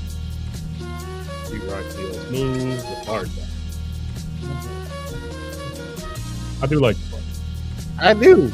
But Pete Rock is a Pete Rock. Yeah. And Pete Rock is easily one of the greatest. Pete Rock. Where is he nowadays? He did that album with Common. Oh. And where else is he? Social media. He posts a lot. Aren't they all? Pete Rock is one of those people that probably shouldn't post so much because, he'll post something and be like, oh, this really happened. And somebody will be like, Pete Rock, that's fake. Okay. Weird story. I was mentioned in the second Farsight album. How's that? Okay. I don't know if I should tell that. Not where people can. Something happened and I ended up showing them around.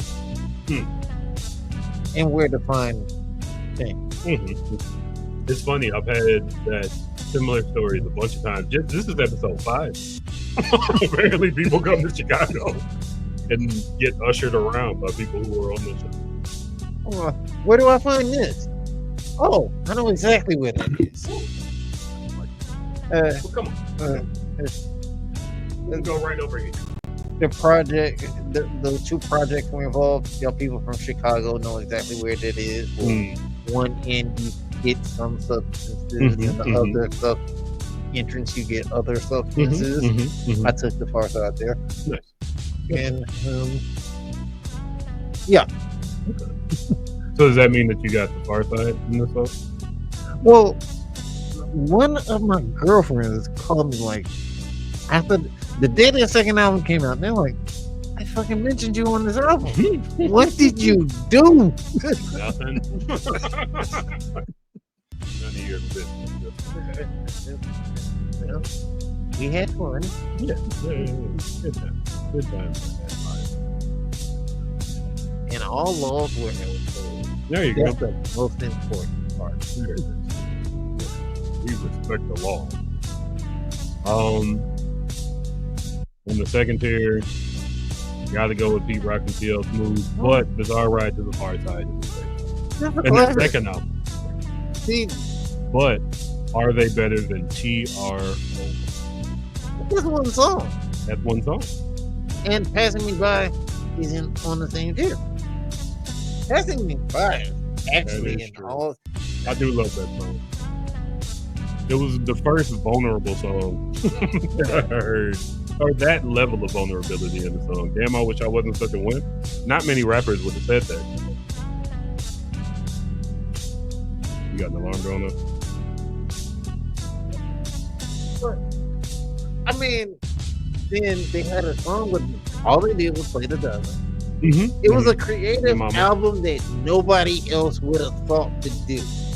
That's true. Well, I'm not gonna say nobody, because there were other jovial rap groups, but they were unique in that way, for sure. There weren't that many, and they had the chops for it. It wasn't just them having fun; they had fun and they could rap. And they ended sad, unfortunately. How did that? Red Lip had to drop. Which he kind of made evident in Coolin'. Solo. Yeah. He and I don't know if he ever got through it. Kind of like the chick from Diggable Planet. Did she ever go through? Oh God, yeah. I thought she was just had like bad health. But Diggable Planet is on tour right now. Huh? It got fixed. Wait, I think they're on tour with Arrested Development. Somebody said last episode. Arrested Development only had one song. They had one. The shortest their album. And they have new music out now. That new song they have out, dope. I actually did not expect good things at all, and I listened to it and was like, "Oh shit!"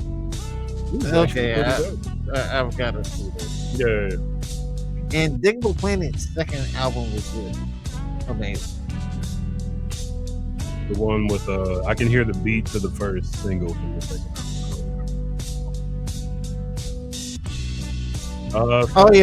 The album was called Blowout Song. Yep. Nickel. Fat Lip is still out there. No, he lived. What? Apparently, he was in the Get Back video by Ludacris. I didn't know that. And they did a song. Farsight did a song lamenting the fact that he was having the problems he had. Yeah, Farsight. Well, Farsight didn't have to. Well, if they did, they would have been even doper. They did that without one. The two Farsight albums are both classics. And I'm saying that I can't. That's actually kind of a hard one because and the Soul Brother was dope album. That was just Do we need to throw out another card? Yes, I mean probably do. All right, here we go. That's a hard one for me because it's all classic. Yeah. We need more fucking groups. See if we can get a bad one out of it. Drawing from the middle of the deck. Next up, we got Hit Squad, 8 Ball, and MJG. No, I don't know who Hit Squad is. You remember Hit Squad? Headbanger? Oh my God, that was only one single. I mean, it was still a good record. And they were a collective. It's not. I don't think they made any like. Well, they split up before they could make like a group. They split up with the EP and B. Well, they don't beat 8-Ball and MJG. That was No. that you finally pulled a bum card. What's that? His squad? Yes, Damn, you're crazy. against 8-Ball and MJG. EPMD, Redman, K Solo, Jamal counts. Yeah, Keith but there Murray counts. was no album. I think they were supposed to. Yeah, they're supposed to. But When you as a see squad, K Solo looking up there, looking all disaffected. K Solo just did an interview with K Solo is the first rapper to like look old. Like when you look at K Solo now, you're like, oh yeah, he's got some years on him. No, how old is it? Oh, I imagine Yeah, so 57. Oh, see, he damn near 60. Shout out to rappers damn near being 60 or being over 60. It's not like he's the first rapper ever. But okay, if you look at them individually, sure. Mm-hmm. But as a group, they did nothing. That makes sense. Yes, they made a career in the arena.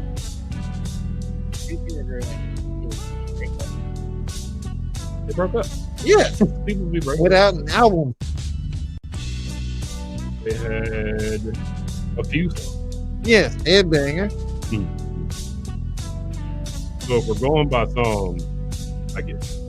8-Ball and MJG had an entire career. Now, if you break this up, it's a lot different. I mean, Eric Sherman is dope. K Solo had. He's not the worst rapper. He's not the best. I was talking about his production. Yeah, it's productive. K Solo, dope. Redman, one of the Obviously, Nas Effects. I like Nas Effects. I don't mind us, but and I understand. I always thought that was a weird story, just because they invented a style that everyone one day decided they all hated at the same time. I've never seen that before or since. It was like, you'll see it again. Social media does shit. and there was no social media for this. Everybody was like, I mean, I guess it goes back to the food thing because I don't understand the problem. The shit was innovative. Their individual style. Other people didn't sound. Knucklehead. I don't know who Knucklehead and Knucklehead are. Top quality is in the picture. Every one of these cards is a little bit of history. Top quality didn't really do much. I listened to a single, not that good. The only person on here that had a career is Redman. Well, NEPMD. That's not. They had an album that was. Then everything else they did was apologizing for their first album. Nas Effect had 1, 2, 3, 4, 5 albums. Okay, how many of them were good, other than that first one? Again, they spent the rest of their career apologizing for their first album. I feel bad for them. I've never seen that. Apologize. I thought that was good. I did too. I bought that album. Dope stuff. I bought it.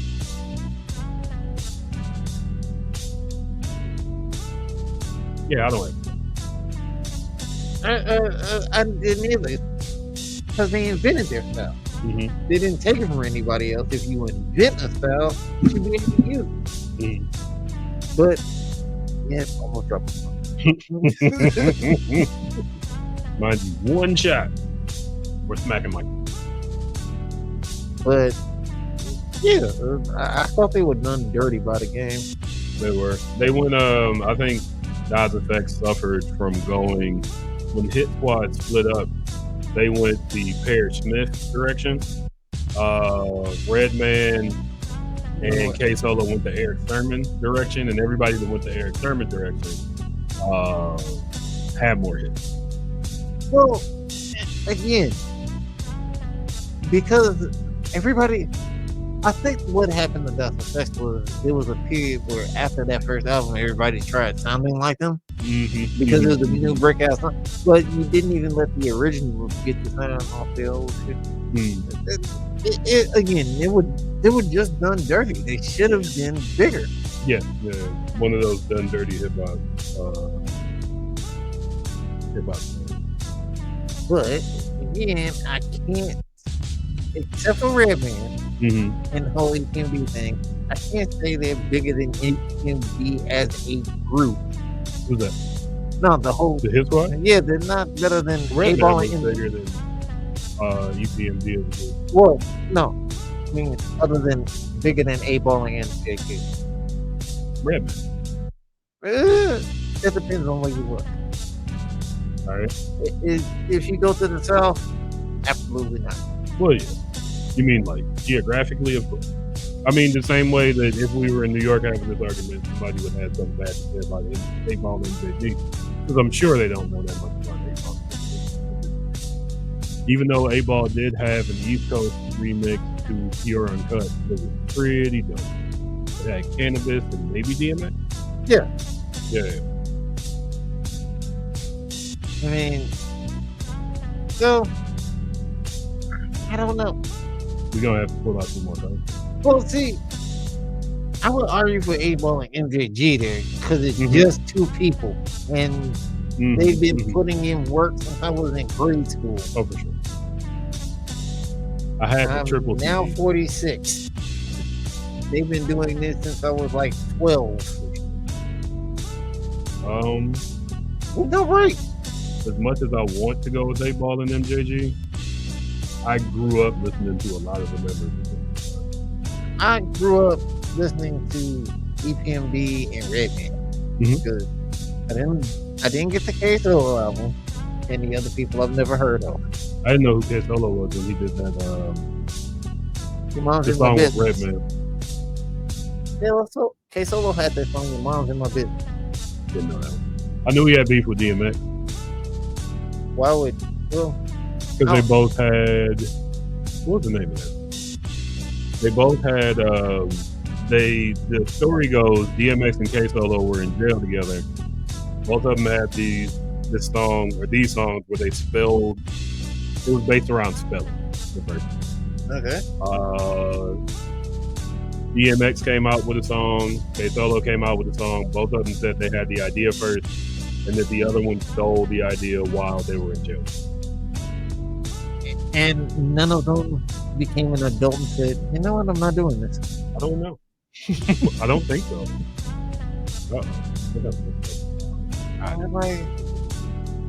Maybe he had the idea to Spellbound. That's it. Oh yeah, I remember Spellbound.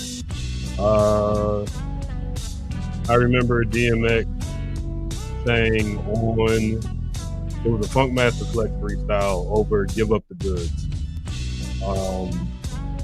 And I believe he referenced either the beef or the song. What was the line was, I'm trying to remember what the start. Gonna pass. It's fast and I smelled it.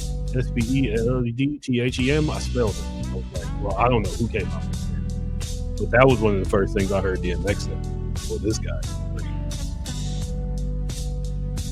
So he got farther with it than K Solo did. Another story I can't tell. Okay, I knew about K Solo because there's somebody I know that everybody said looked exactly like K Solo. A lot of no's. A lot of no's on that guy. Him and KRS have like the biggest noses. Yep. And Benny the Butcher. 3 large notes. Yeah. And people he would meet, he's oh shit, you look just like K Solo. And with the whole thing. But did he not like that? Use your words carefully. See you going through it, trying to parse them out. I never asked. actually. So I don't know what their feelings about that would be working. But that used to be said a lot. That's how I do it. That's how you know about that. Do we need to draw another card? Yeah, I guess so. All right. Tier 4.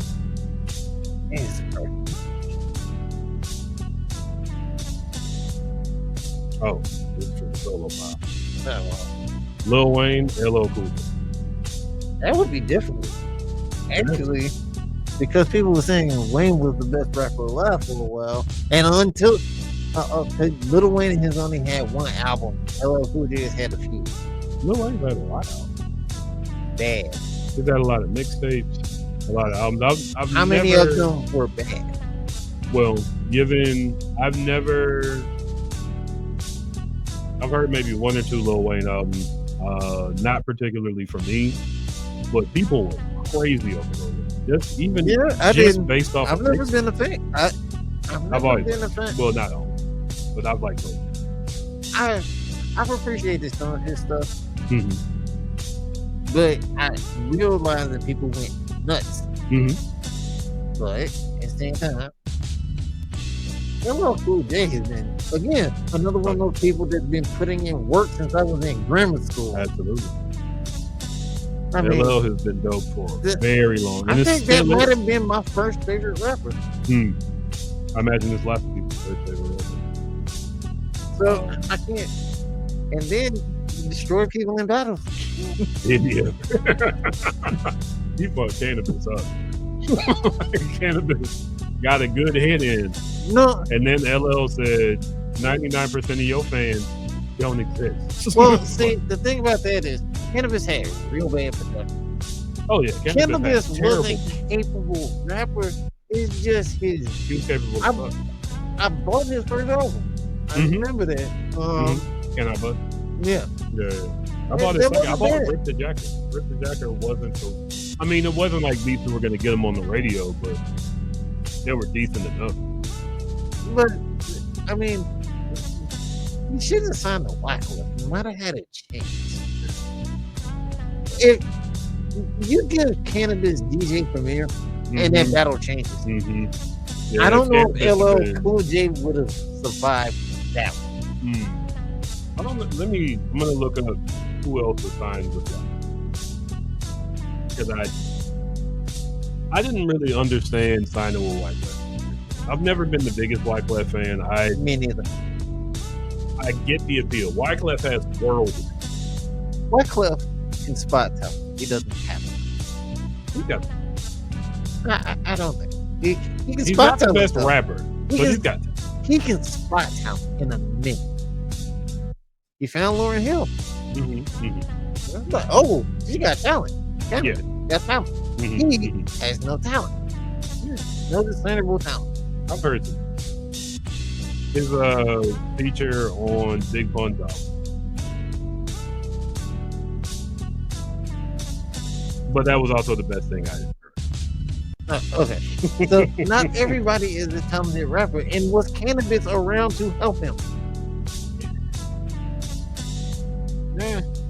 I wonder if Cannabis had that same. Well, one. Okay, so here's the thing that has to be said about Cannabis. Cannabis did somebody on Def Jam. That's the end of it. Nobody's gonna work with you unless you really have something huge. Unless you're 50 Cent. Well, LL Cool J started, and I think LL Cool J admitted it years later that he was like, you know, I was kind of wrong for that. Yeah. But it didn't help him now. Cannabis? No. He's done some interviews. Well, you know what messed Cannabis up? The production. It was his production, and then he tried to get in the battle rap arena. Couldn't memorize his verses well enough, and he asked to pull out a notebook in the middle of a battle. I never heard that, but that's awful. That's not what you can do. That was it. Now, mind you, there was a time where battle raps were right off the top of the head. Battle rappers will admit now, like, this shit is all written down. I just now and practice it over and over again. They may start off with a freestyle and then get into a written part, but it always goes into a written part. So if Cannabis was better at remembering his rhymes, Okay, maybe he'd be on a comeback train. so we run this through. Could be. A guy named Cannabis. I guess that's gonna happen. Short-term memory. That's important. But yeah, no, you got a point. If he'd have never signed with Wyclef, he probably would have got it. I don't know why he thought. I mean, if you're trying to get signed, you sign with whoever's there. If you're just trying to get on. If you broke and this person's like, here's a record deal, you will take it. Here's a chance. All right, give me that chance. Yeah. So I understand, but he signed with the wrong person. Yeah, he's gonna work some market, and you know there were a lot of people trying. Like, you know that there was some sort of bidding war over Cannabis. By the time Cannabis got popular, he could have signed with anybody. Why he chose Wyclef is beyond. Because the Fugees, remember how big the Fugees were at the time. Not now. But that's a Fuji. Yeah. I did this for them. I did this for Lauryn Hill. Look at what think about what I can do for you. Prize. You want to talk about somebody who's not talented. Prize. That's a regular person. He's a civilian. Prize has like espionage charges. Yes, I know. Prize is nothing like regular.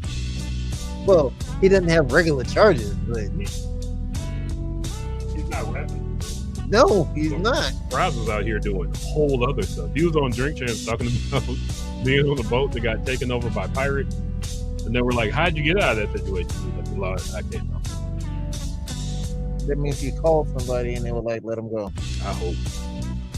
But also, if you got espionage charges from China, like what? That means he called somebody and they told him to let him go. Who is this person? But yeah. Are we saying that LL is better than Lil Wayne? No, I can't. Because Lil Wayne had best rapper alive. Then you said Lil Wayne on Then he did Young Monk. That I mean, Lil Wayne had one bad album, the one he just put out. The Carter 6 was hot garbage. That's why I didn't listen. So I'm going to. But other than that, Lil Wayne nowadays can't act. LL can still do it. Yeah, he probably can. No, but again, LL Cool J I don't know if LL Cool J was ever found the best rapper alive. Yeah. What year was that? And had Rakim released an album yet?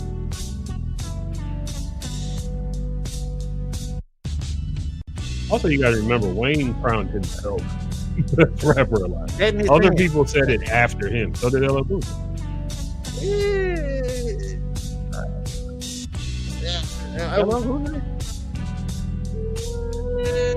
Maybe in the I'm bad. My tongue's a chisel in the conversation. Sculpture, I'm bad. Who shot you? Mama said knock you out. That was one song I'm talking again. The thing that Lil Cool J did, and the thing that frustrates me about his career, why I would give this to Lil Wayne is LL Cool J, and I have this. You're talking about the problem I have with Drake. Okay. Most of his songs are aimed directly at a female audience. Then, when you don't think LL Cool J will ever make a song for dudes again, he'll come out with like No Airplane. You're like, God damn. You're talking about which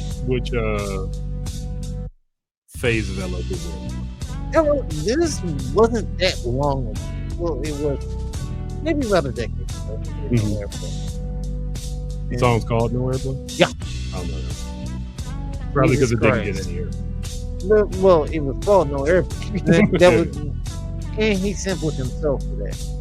He called it. He sampled the booming system line like "Damn, this love is gonna be getting no airplane," and he went for it, and it was dope.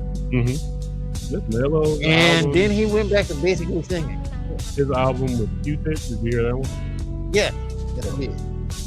Yeah, that he had a song about that Marine that got shot by a bunch of police. Like, his subject matter has gone in an upward direction as an older rapper. He rapped next to Eminem, and Eminem did not demolish him on the song. Yes, I know. I like that song. Like Eminem blows everybody. Eminem blew Lil Wayne out of the No, water they're twice. saying Lil Wayne is the only rapper. As they asked, I saw that interview today. Mm-hmm. I'll be enough. They were like, "You're the only person that did a song with Eminem that he didn't demolish." But this was before. I think he got demolished. I don't think he got demolished, and I know he did. He didn't demolish LL on that song. No. Oh. Yeah, they were going back and forth. But I will say, now Take the World Up, and I'm gonna drop it on. I don't remember the name. Drop the World. But the world used to stop whenever. Lil Wayne is the second artist I've seen the world stop for when someone dropped a mixtape. The first was 50. 50 Cent used to drop a mixtape, everything stopped. Oh, for sure. Everything like, wait, I gotta hear this. Yeah. Lil Wayne was the second, and I was left behind by that. But the world stopped when Wayne dropped anything. He was, and there was a time that he was featured on everything. He got sick. But I can't argue the effectiveness of the career. He is effective. He got on Call of Duty.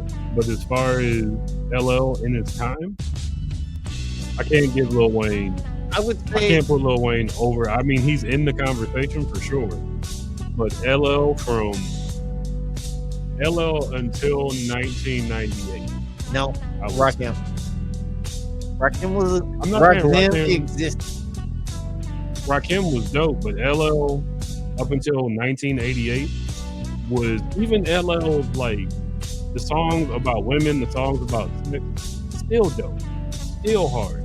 Lil Wayne made Lollipop. Okay. Well, there's a bunch of Lil Wayne songs that are about eating pussy. His whole career though. LL's whole career is. I mean, it's a big. He used to do. The guy he'll do one song for dudes in an album, and I don't. He still made. That's why I don't like Drake. Still made. Drake and that because LL is the thing. When LL disses you, it stinks. LL has ended career. LL ended careers back when you could completely demolish a career. Drake got his career injured, but nowadays you can't end Drake's career. People won't fuck with you anymore if LL disses you.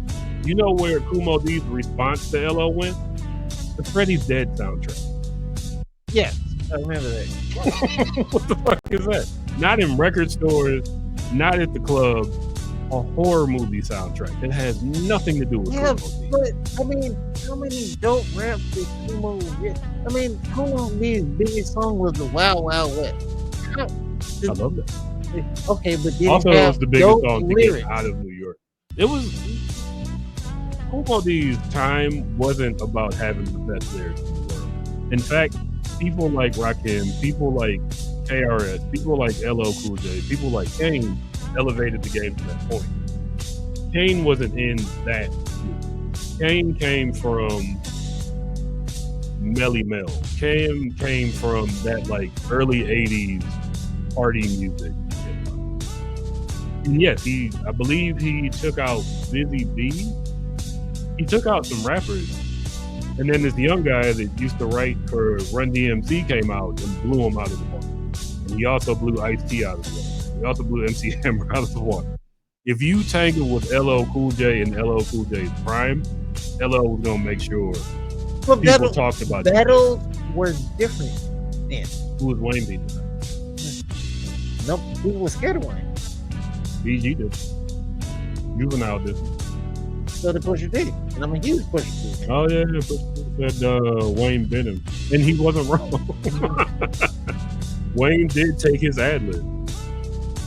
I mean, well, actually, that whole big started because of Pharrell and Birdman. You heard about that, right? Mm-hmm. Okay, remember that song that Birdman did with Cliff? Yeah. What happened to that? Okay. Birdman never paid them for the beat. Now there's a documented list of Birdman not paying people, including Lil Wayne. So that beef kept going, and that's how you got it evolved to Pusha T and Drake. It's a long stop beef that never stopped. And Drake used to be a Pusha T fan, so I mean, in there. I mean, you're hiding a child. I never thought that line would be hard. Drake that is one of the hardest disses I've ever seen. When I say that Drake could never be LL, he got Meek Mill. I don't know if he got me. That I don't know. I don't know enough about that. That needs to be relitigated. I'm not usually even for relitigating battles, but I do think that if you could prove somebody is using Ghost Rider, that's it. You lose.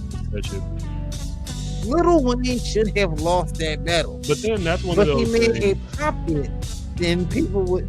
I'm like that metal. That Drake. You said Lil Wayne. Yeah, Drake came out with a pop hit, and then the whole situation. Then females started talking about it. So that was Drake winning with the pop song was like Nelly beating KRS. That was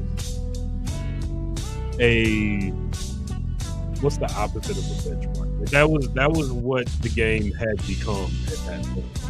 I can make a pop song and beat you, haha, there it is. Just like Nelly, KRS-One was like trying to get people not to buy Nelly's album, and then Nelly outsold him. That's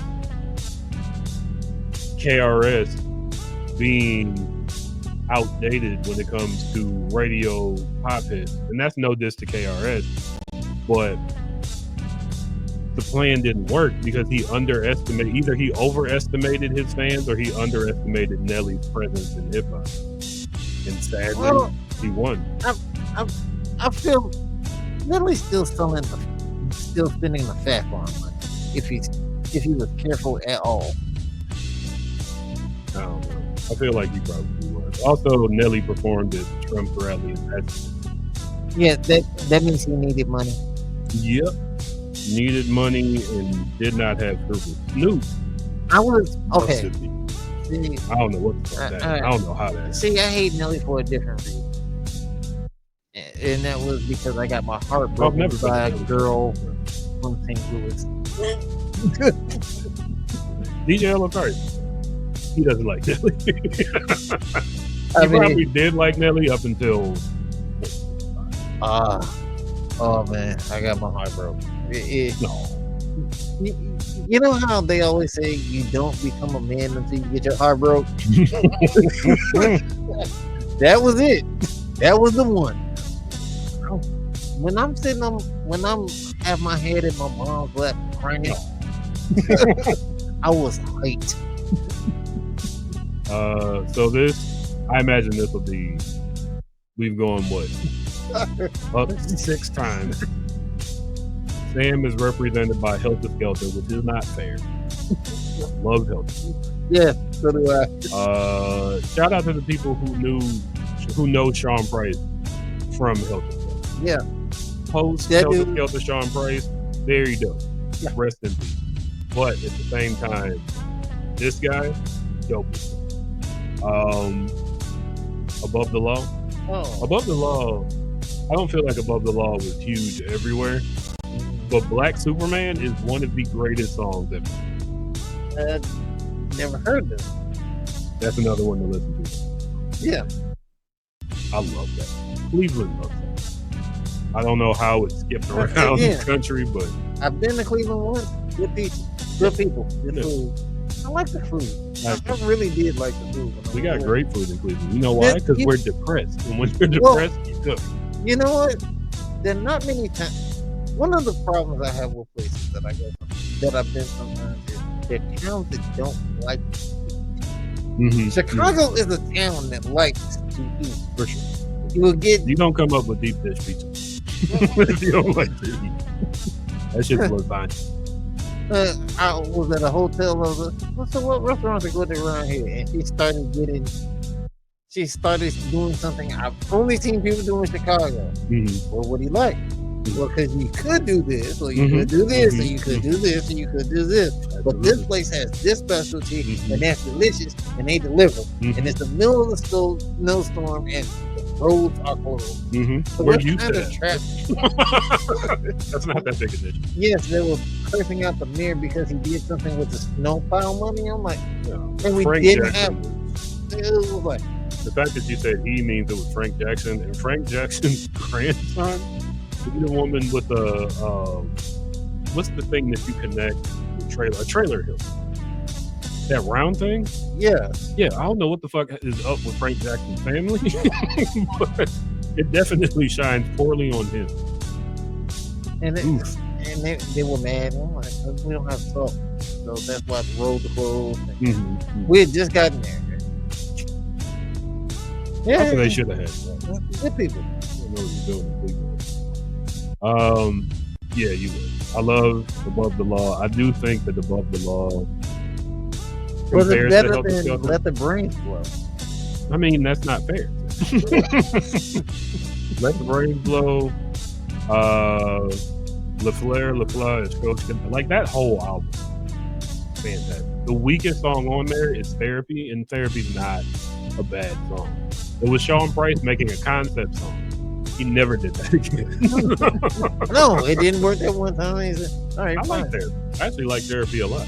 Before I had their album, I was listening to Therapy on Spotify. Yeah. But after a long battle, SammOne. Okay. Also, if you've never heard a Helter Skelter album, Nocturnal, Magnum Force wasn't as good as Nocturnal. No, Nocturnal was a absolute classic. Rich Jones came on here and said that boot camp click music probably won't stand the test of time, and I was like, that's because you started listening after they started making boot camp click. Everything before that, Smith and Wesson, the Cocoa Brothers, the first two OGC albums, Helter Skelter. I don't know if Black Moon counts, but the Black Moon albums that came out before there was a Boot Camp Click album, all that shit. I had the Representatives. They weren't even really, I think they were rock group. Decent album. No, wait, no. I liked it when I was a kid. I went back and listened to it. No, I should do this. EPMD. Mobby. Yeah. Well, if you go throughout all the people they sung, you got to go through all the people Eric Sermon sung. I mean, you don't have to. So we talking about EPMD. Yeah. And all of their albums are classic. Well, just about all the Mobb Deep albums are classic. Prodigy solo. Oh, HNIC? HNIC 2, Albert Einstein. The fact that these people are responsible for Alchemist. Yeah, rest in peace. That was one of those rap hits that was hard. I was like, what? Yeah, I was actually sad for a couple days over that one. Nas fans can get mad at me. Prodigy is my favorite queen. He is my favorite. I will take him over Nas. And I'm not saying anything bad about Nas. I like Nas, but Prodigy has never made a Nostradamus. The Nostradamus is where I fell off. Oh, everybody fell off for a while. That's what he had to until Jay-Z was like, hey, wake up. Hey, get up. Come on. I've never seen, which goes back to the greatness of Jay-Z. Jay-Z can save somebody's career by losing a battle. I've never seen someone lose a battle and save a career at the same time. I'll say Jay-Z lost the court of public opinion. I still feel like Takeover was more solid than anything that Nas said about it. See, Because I remember the other songs he made about Jay-Z, like "Wanna Be Me," which I absolutely love. Oh, you mean the sneak disses when they were No, going back and forth? that wasn't a sneak diss. Well, he didn't say Jay-Z's name, but it was Oh no, wait, I gotta do fantastic. since we're on there, I gotta do No, I am not. right here. Yeah.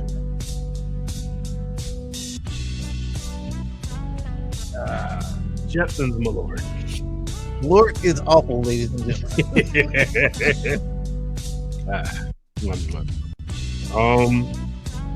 And it doesn't even have a good aftertaste. And it's a long-lasting bad aftertaste. It doesn't mix with anything. My girlfriend has made a Malort cocktail. I remember. Oh, really? It was grapefruit soda and a few other things. Gotta hire her if I have a party. Yeah. For sure. It's interesting that this is towards the end. This is probably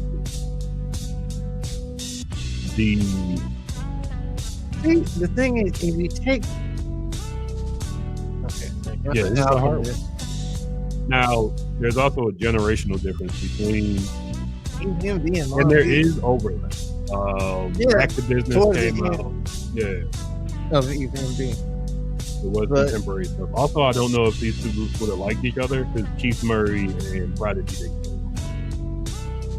But and you got the Eric Sermon album, which were dope. And then Great Man alone. I mean, if that's the route you want to go. No, I mean they're dope by themselves, but we've been this whole time we've been talking about people that branched off. So I'm not gonna stop that one just now. That changes the rule. We can't change the rule midway through. No, but we're not. I won't say Prodigy did a lot, but Prodigy also didn't seem like the easiest person to get along with, so he didn't start many careers. Big Noid drank too much to get a good start, from what I hear, even though Big Noid is dope as fuck. Infamous Mob had some pretty good songs, but I think they fell out with Prodigy. There's somebody I would add. No friend, person I knew, probably using his real name because everybody would know him by from here, made DC when he was in high school. He went to New York. What I heard at the time was people were either gonna sign him or Kanye. He was really good. Worked with Mobb Deep. And went to high school with me. From what I heard, he had a little bit of too much of a problem party. Prodigy? No, my friend. Oh, I was gonna say Prodigy talked about having the coke habit, and he was sent, and Glenn was sent home. Normal dudes now. But I remember that period where Kanye was about to get signed, and I remember he was at a club, right there on North Avenue, when somebody who threw out a bunch of money, so Kanye was on the club, punched Kanye in the face, and then got beat the fuck up by security.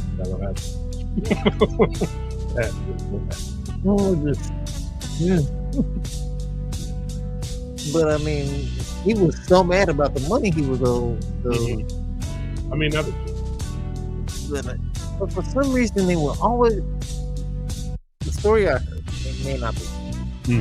That they didn't want to do Chicago coming out. Oh yeah, there was always like 4. in rap back then. I don't know, since record labels lost a lot of power, and they should have. They set up this there could only be one kind of pyramid, so that I can understand, or rather that gives some legitimacy to that being possible. It's so Eric Sermon's definitely going to have more careers than he started because Prodigy started beef with everybody. Havoc has said in interviews, he was like, "Man, it was always Prodigy. I didn't want to beef with Okay. Jay-Z. So I wanted to work with I will Jay-Z." say, I'll talk about something first. And I understand Prodigy in that. With all of the health problems I go through, I'm in pain all the time. Yeah. There's not a single moment in the last decade where I haven't been in pain. That will test one's sanity in a way that a lot of people are not ready for. You're not ready to look at yourself. There are times when you're not pleasant because you are in pain. When you're in, and so I kind of, there's kind of a grace I would give Prodigy in that when we would make the song about how much agony you're in all the time. And I'll tell you, I've been on stronger drugs than they've given Prodigy. I mean, people saw me in the hospital, and I don't half of that shit. I don't remember. There's one time I was so high that I was living in 3 different realities. One where I was awake, one I was semi-asleep, but really high, and then one when I was asleep. I was in a hospital, I think I ordered shit off Amazon and woke up looking for it. I'm like, what's the stuff from Amazon? Yeah. And I had sworn I had ordered this stuff, and I'm like, you can't order stuff from Amazon. What's wrong with me? So there's something to be said. Going through that. One of the things about it is you go through it alone. Nobody can understand. Which is why Prodigy made a song with T-Boz about that. Yeah. So, and I've met people with it. Hospitals sometimes take people that are on very strong pain medicine. They used to do. I don't know if they still do it now. They stick them on the same floor. And you sometimes have to deal with people messing with your medicine. Or nurses steal it. Because nurses are on drugs, and what they will do is they will steal the drugs that are supposed to go to you. Not caring about what you go through. For sure. I remember the first time they gave me morphine. Did you get the itch? No. You know what? Morphine was like a warm hug. That's what I did. It was like somebody went, "Oh, you're in pain. No, you're not going to feel that." Somebody was giving me a hug, and I felt better. I hear. Well, my mother had surgery at some point. They put her on morphine. My mother's about to have 2 knee replacements. So she's 30 years older than me, and I'm 46. So I mean, when you're that age. But my mother had surgery, and I remember her being in the hospital and sitting and doing this, and she was like, "Oh God, look at this! I got junkie." This is the same thing Dave Chappelle does when he's playing a Dracula. You know, I know how to get through that. Either that, and to get to a lot of it. Sometimes it's coffee. Coffee. Because it counteracts though. It counteracts. It evens out the high. And when I was in the hospital, I would make myself tea. I would drink tea, sugar, cream, whole thing. The nurse will bring you hot water. She won't bring you tea. A lot of times, she won't bring you coffee and creamer if you take creamer with your tea. So you have to take that yourself. They used to get mad. Because you told me at the hospital, I have my PlayStation up there. Oh, for sure. I was but I'm like, and I've heard they actually complain to the management about me. And my doctor, luckily I have a doctor who's also the department chief. So he was like, "Why are you mad that he's playing video games? Is he bothering you?" How good it was boring. There's nothing to do. If you don't play video games, and at the time I was in the hospital 2 weeks a month. For years. You remember that? I remember that. Yeah, That's How I Met Your Mother. Yeah. I remember you meeting my mother like that. Mm-hmm. And that was after her surgery, actually. Mm-hmm. So, there's a certain part of it I understand in terms of Prodigy where a lot of it, when you Maybe mean not the the most best, pleasant. where it just went wrong because of what you're going through. And so I don't. Adding to it, Prodigy had at least a life that could sufficiently be called dead. Like when he talked about the Mac 10 in the engine, he says like that's where he kept his gun because the engine didn't get hot enough, bullets blew up, and cops wouldn't search your engine; they would search your trunk. Yeah, and I don't know how he pulled that off, but I don't need to do that. Fortunately, my life is not thus. I am not. Prodigy was spent a lot of time in a lot of shit.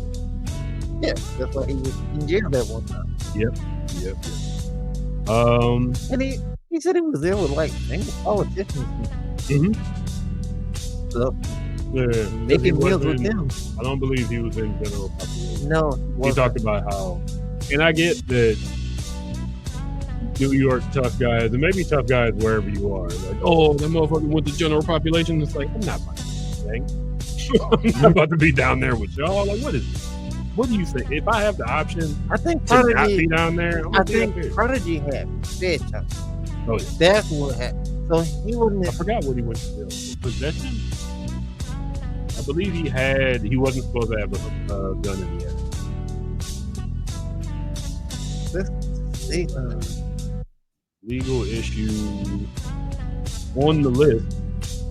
He was arrested, third degree for criminal possession of. Oh, that's what it was. He had a bulletproof card. Okay, for the 50. But 50 had cops. Yeah. Right. Yeah. I didn't know it was illegal to have a bulletproof card. Yeah. That doesn't. That means you can't be shot. That means you shooting nobody. That means you can't be shot by the cops either, and I think they want to be able to shoot. Just like for a while in California, it was illegal to wear a bullet. I think they got it. Yeah, all of his arrests were possession of weapons or protection from other people.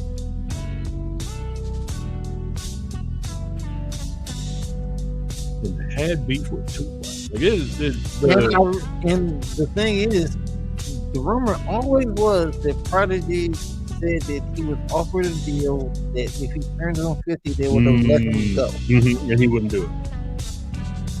He talked about that in interviews and in I didn't know he had a book. My Infamous Life. It got him. So Prodigy is the first rapper I know of that wrote a book. I don't think he was the first, but he was the first one to get publicity for people being mad that he wrote a book. Because a lot of the names that he said and a lot of the stories that he told, people felt like he shouldn't have told them. There's a video, it's a Nori video, where there's a point where Prodigy walks up. The scene is Prodigy walks up and Nori and Prodigy stare at each other and then tap each other up. And that's because Prodigy tells a story of Nori getting beat up by 2 or 3 of his boys, and then Nori coming back with a gun and shooting at him. And he talks about how Nori was notoriously a shooter, which Nori still says, like, I'm a shooter, Google it. Because Prodigy is the one that said Nori his shot. So, Nori said it in his rap, but lots of people say shit like that. Well, see, that means he really liked that. Nori? Yeah. Oh yeah, Nori went to jail. Yeah. Nori went to jail for, was it gun charges? Nori is one of those Queens rappers who, like, according to rumor and according to his rap sheets, have shot.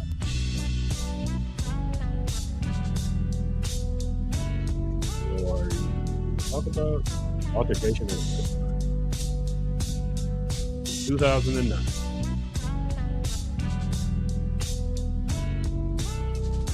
But yeah. That, and don't forget when Capone and Noriega came out, it was just Noriega because Capone was in jail. Yeah. for getting in a shootout with police. not just regular. Are we gonna have to throw out more cards? Because I'm stuck. It's gonna be my defense. I would have to go with EPMD. They've been out for 38 years. My defense would have been out. Well, okay. That is a modifier, and I do have love for Prodigy. I really do. I like Havoc more than Prodigy when I first heard him. I like Havoc too. He improved as a rapper over time. God's Effects. One album wonder. Tash had a few. Yeah, he did. And signed the Loud Records. Loud Records, I will always say, that's one of the best hip-hop labels you could sign to. When I put that on Facebook, somebody was like, better than Def Jam? And I was like, no. Yeah. Actually, I'd like, the same way I like Prodigy more than I like Nas, I like Loud more than I like Def Jam. I would say different regions. Different regions? Yeah. What? They will view different regions. Loud and Def Jam. I don't know, man. Loud had so many of my favorite rappers. Wu-Tang, Raekwon, Mobb Deep, Big Pun, fucking 3 6 Mafia. Like, Loud Records was the shit. Def Jam was bigger, and I'm sure it had a much bigger budget and a bigger office. But there was a time they were older. Yeah. Well, see, they had more classics. Yeah, they were foundational. Loud did not sign Slick Rick. Yeah, that's a mistake. Yeah. Dodge Effects or the Alcoholics. Personally, I don't have any Dodge Effects albums. I had the Alcoholics. I have Dodge Effects album. I can't lie about that. The album was actually dope. They shouldn't have been allowed to change this out. I love the Alcoholics album. That was classic. That's called. Kind of roll my sleeve up. The Alcoholics. And punch people in the video. I'm like, Shout out to Columbus, Ohio, the Dirt Patch, J-Row. Let me look. Not quite as sharp on the gas and liquor as alcohol. And if it wasn't for the Alcoholics, we wouldn't have existed. Okay. All of it is because of King T. That's kind of. There would be no Pimp My Ride. That's of debatable use because it did not turn out well for all of those people. For Exhibit? For the Pimp My Ride people. I don't know what happened. Oh my God. Somebody died. Who died? Those cars were shit. Oh, yeah, they all broke down. But you could tell they were shit. The car came in shit and they put a fish tank in it.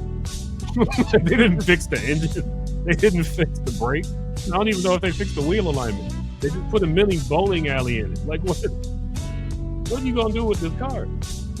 How are you going to get resale value on this car that has a pancake maker in it? Like, it didn't make sense. It was fun to watch. But it was like at the end of every episode, I was like, did they fix the engine? But sometimes the cars were so messed up, they just gave them new cars. I used, my joke was always, if I went on Pimp My Ride with my shitty car, and now I have a disco ball in my shitty car, I'm gonna sell that car immediately. I'm gonna put it up on Craigslist and be like, hey, I got this car with a waffle maker, a shoe shiner, a DJ kit. How much? This is yours. It also has rims. No reason. But here you go.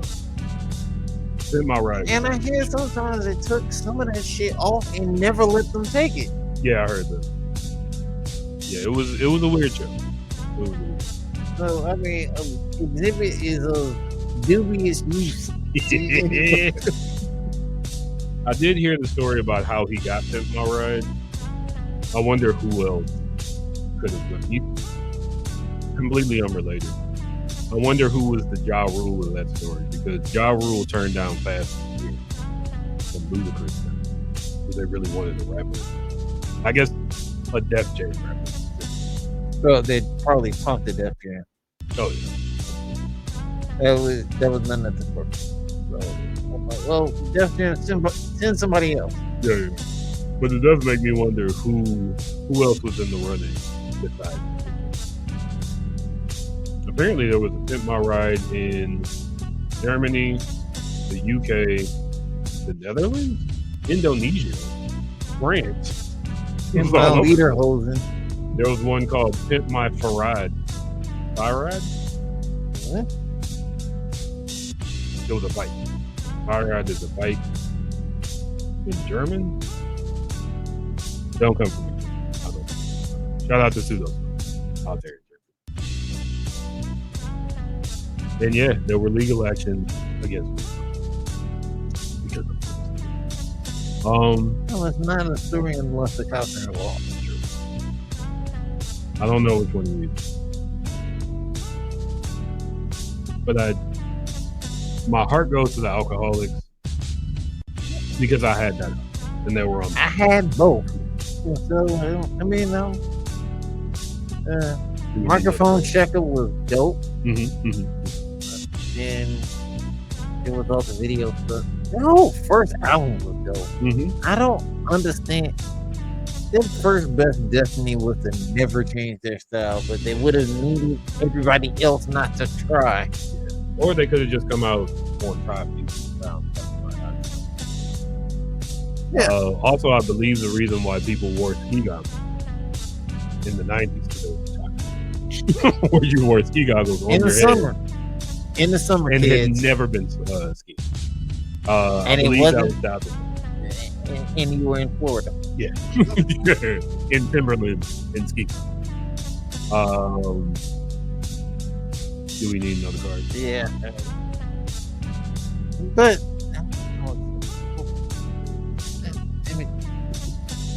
House of Pain and The Lost Boys.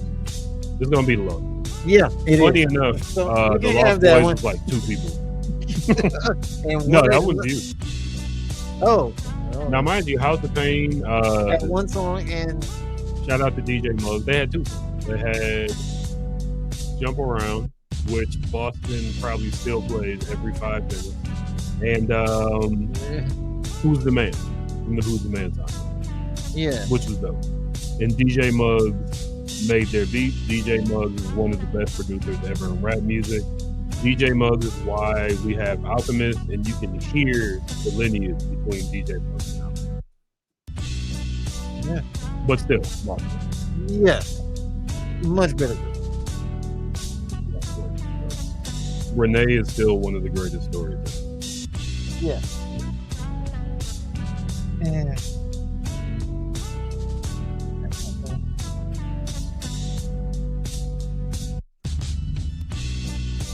No. They refund that one. They did easily. As far as I read both of Questlove's books, in sales, they blew the Roots out of the water. Yeah. And they went on tour. So originally Questlove they was made an album tasked about that with helping the Fugees out. Then the Roots ended up being on the tour headlined by the Fugees. Okay, we're talking about sales, but on any hip hop narrative, lyrics and longevity, good God, the Roots blow the Fugees out of the water. The Fugees, one member of the Roots. One of them is still talked about because he's a music prodigy, and I mean that not just because he's a great drummer, but because I've watched his podcast. He can tell you where drums were sampled from on just any random song. But when we're talking about hip hop greats, Lauryn Hill is just for that a one. Lauryn Hill is a one album wonder. She had a few albums. She did one that counts. She did one that you got. And that is it. Which is why I will never say Lauryn Hill is the greatest female MC of all time. She's one of them. Does not happen. It never happened. She has you have to have more than one album. there are a lot of women with a lot of albums that were never as good as one album. Okay. Missy is better than Lauryn Hill. As a rapper, no. That's the same thing as saying the sales don't count. I didn't say in terms of sales. I did not say that. What, in terms of longevity? No. Longevity. Which equates to talent pool. What's full of talent in which you draw. Missy is way more talented than Lauryn Hill. What's the pool of talent? Okay. Beat making, production, rap, songwriting, singing, being behind other groups. Lauryn Hill was behind it. She wrote for Mary J. Blige. Okay, I said groups. That's one person. I don't know how many people that she wrote for, but if she wrote for Mary J. Blige, she wrote for her. That's one person. Lauryn Hill is the most overrated thing rap is produced. And I've seen overrated people in rap. Great entire career. Lauryn Hill is overrated. Lauryn Hill made a huge dent. Okay, when I first heard Lauryn Hill's album, I was in a car with my older brother, and also she went to jail to make her more gangster than anybody else. I didn't say the rules were gangsters. They didn't try. Even though this Black Thought when they were kids was in the group of Freeway. I mean, Black Thought, one of the greatest rappers alive now. It's funny, they always say without saying it that Jay-Z won't get on the phone. And that's all you need to know. I mean, he won't been on the Lauryn song. Nobody's on the song with Lauryn Hill. Nobody. That's because her career is dead because she won't show up to a show on time. If she wants money, she does. That's what contract laws for. It seems like she's still. There's insurance on these things. I guess the insurance pays out. She stays home. I don't know what her reason for that is. But the Fugees, their very short catalog. 2 albums. And those 2 albums are still the first album sucked. First of all, Running on Reality. No. That album was awful. I'll tell you, Nick almost got into a fight to see who could buy that album, and he ended up laughing at me because that album was so absolutely bad. You talking about the Running on Reality album? I wouldn't have bought it. We were running up there in high school. Like, oh shit, we gotta see them. And then we got, and I found the album first, so I grabbed it. He couldn't find it. Dude ended up laughing at me for days about that. I'm like, it definitely wasn't the greatest thing. But then they came out with the score. Yeah. And that's one album. That's the same way that I said Fat Joe went from Jealous One's Envy to Don Cartagena. They went from Running on Reality to an album that still sits on top of the hip hop pyramid. It does not way up. The Fuji?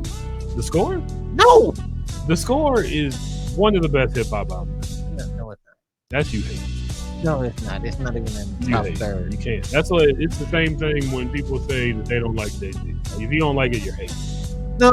The Score was I don't understand album. people that don't like Jay-Z because you can go a whole day they're hating. Off nothing but Jay-Z quotes and speak to people normally. And you can use Jay-Z quotes all day. They're hating like you hating on the book. I am not. It was an okay album. It was not. That album was great. That album made Prize famous. Prize has never been good.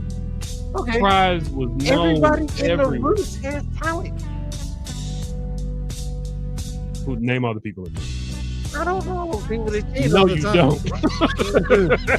But they have. You can name Black Thought, Questlove. I can name Rozelle. I don't even know if Rozelle is. No, people are in and out all the time, but they all of them have talent. I assume they do. I can't put that on paper. Well, you can see him live on the Tonight Show every night because they're the house band for the Tonight Show. It's not the house. Yes, but not how many of them on TV. We don't talk every about night. Bradford Marcellus. Okay, he was on the Tonight Show too. We don't talk about Paul Schaefer. Not anymore. He's not on TV anymore. And he was on SNL. Yes, he was. I actually did not know that until I watched the movie about the first night in SNL. I was like, oh, that guy's obviously Paul Schaefer. Yep, he's good. Yep. Nobody really talks about the house bands on the Tonight Show, but all of them are awesome musicians. Right, and I will have to give them credit for saving the Roots job that one time Serge Palin tried to get them fired. Well, according to Questlove, the Roots were on the downslide. Jimmy Kimmel saved them because their music wasn't really good. Which is why Black Thought had so long. Actually, I was still buying all those albums. And the Roots are the coolest. I'll take do the Roots show at the House of Blues here. Everybody's going in. People are trying to get in. Show sold out because of the Roots show. Yeah, they are great. Best live show I've ever seen. And I've never seen any other artists that does it. These are black people. They don't have to. Show sold out. The Root show I saw that's was who free. He does. I saw a free Root show. They had no reason. I don't know how much they got paid. None of the others. Well, we didn't pay. I feel like the whole show was like nobody had to pay. Right? Country show or something like that. Some of those you don't have to pay. Best live show ever. I mean, so you can't even argue the talent. The Fuji had dead weight. And they still made an enormous impact. And Wyclef didn't have talent. Wyclef produced a lot of the stuff on the Fuji album. Okay. That's a one-hit wonder. Wyclef's had a lot of hits. What? Somebody please call 911. I hate that. I mean, you can hate it, but it's a hit. You're not talking about hits from Sam. I'm talking about hits. Wyclef has a lot of hits. 911, On Till November. Juan Guatemala. Oh, Juan Guatemala. Been on songs with T.I. Been on songs with Big Pun. Made City High. Forget about City High. Rest in peace. Remember that. He had a song with The Rock. Yeah, the guys had hits. All the Rock said on that was it doesn't matter. So it's not like The Rock sang or rap. You think that was cheap? He got a WWF guy. Like the man has hits. We can talk about The Rock at his feet. I mean, Carnival, The Electric, Masquerade. Like the guy. How much did Carnival? Now we're not doing record sales on any of these. Then we should. No, because it was number 4. Okay. You said he doesn't have hits. He has hits. He has platinum albums. Hits. That's what the hit is.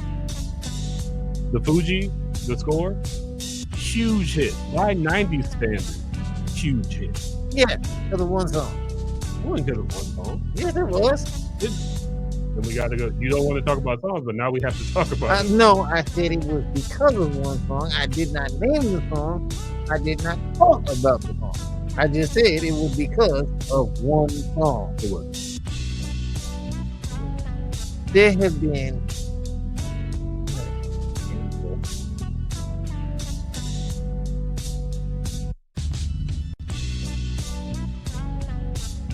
London on Reality went gold.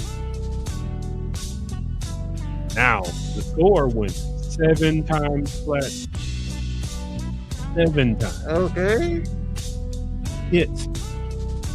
What songs did they have that were hits you might hear?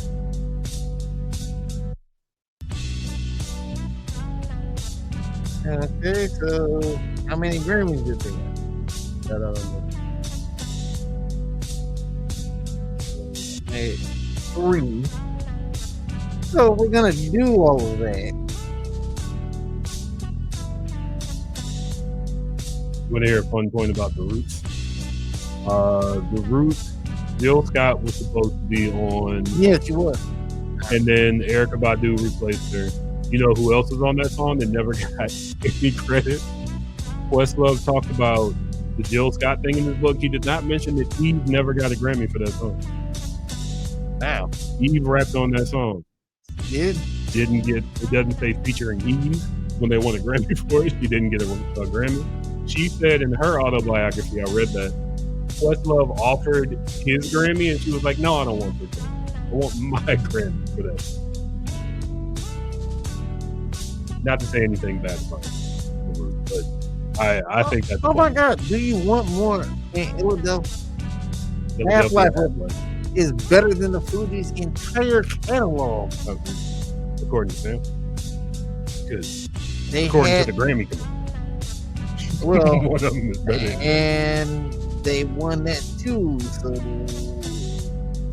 I mean, the Grammys for "You Got Me" alone would still killing me softly. So, we got Killing Me Softly, and then Wake Up with John Legend. Ready or Not, No Woman, No Cry. You said it was one. Yeah, one. No Woman, No Cries, and no Bob Marley song. Right. That does not count. And it was a hit. And it sucked.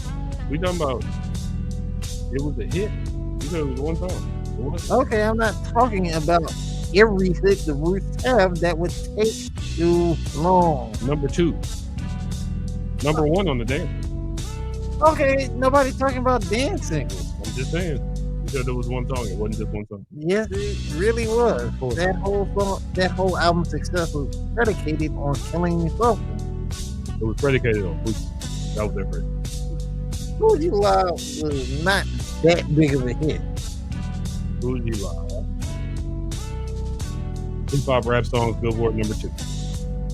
And single number 1. UK hip-hop R&B number 4. Nobody cares about UK R&B. Most of those lists are nobody cares about them. The top 5. Okay, again. Also, that one song, Fuji Live, flat. Okay, and again, hip-hop has never been about album sales, so this is an invalid conversation. But what you said, based off of one song. Yes, based off of one song. Based off of one song. 4 songs. Killing Me Softly. It was at least that is it. 4. They released 4 singles. All those things. I'm not even going to talk about the end of the NAACP Image Awards because that would be petty.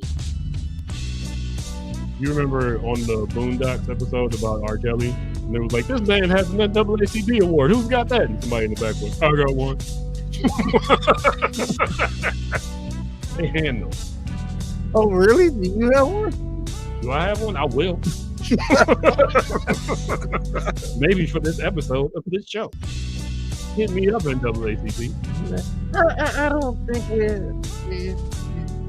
I didn't know Malik B died. Yep. 2020. I knew one of them. Well, Malik B had a bit of a drug problem. If I remember correctly, that's why he was gone.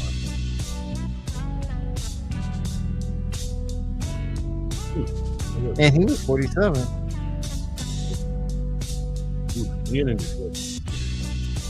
Well, that's when, if you're a black man, that's when the dying starts. Mm-hmm. People start dropping off. I got maybe 20 years according to how black men live. The Fugees is not better than the Roots at all. They're not evil. Even. We're not going to agree on that. No, they're not an even. That is not an even comparison. It really isn't. No, it really isn't. No, it really isn't. No, it really ain't. It is not even conceptually an even conversation. How many Fugees albums are there?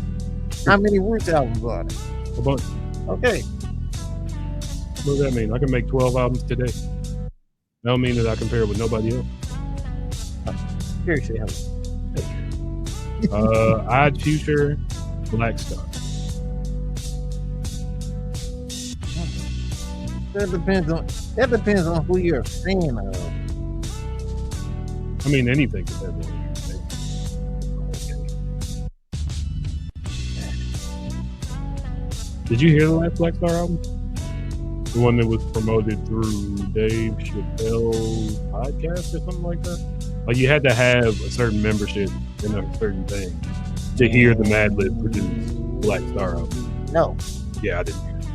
But they said that the intent was if you're that big of a fan that you follow the Midnight Miracle, you had to sign up for something through the Midnight Miracle. I believe it was probably good. Do I still want to hear Talib Kweli? That's tough. I've never been that. So the same way that I am more a fan of Prodigy than Havoc, I've always been more a fan of Mos Def than Talib Kweli, but Talib Kweli has put out a lot more. And Mos Def he moved.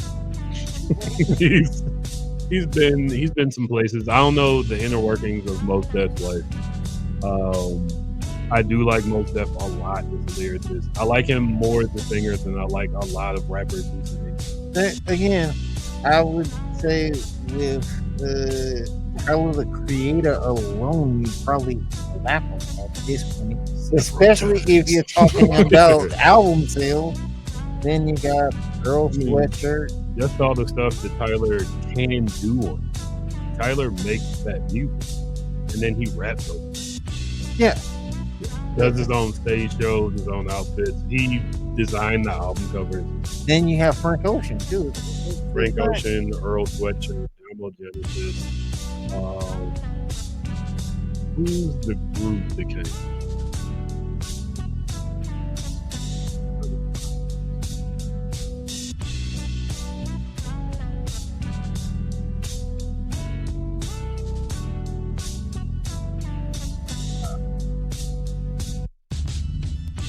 Sid? Is that the one? Sid is in a group called The Internet. Daredevil. Yeah, Odd Future is a really dope collection. Yeah. Lawyer Squad, decently funny show. I don't think it was as funny as other people think it is, but they had a few. Yeah. I also think it gave white kids reason to say nigga. It's always hard to do. Yeah. White kids. Yeah. I'm not hanging that on them. Yeah.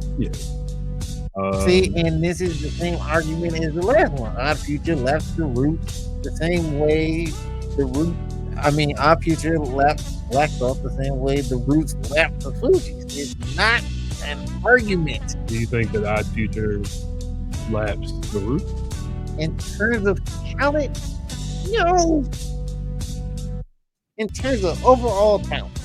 But the way that you just said, Odd Future laps Black Star. You don't think that they lap the Roots? No.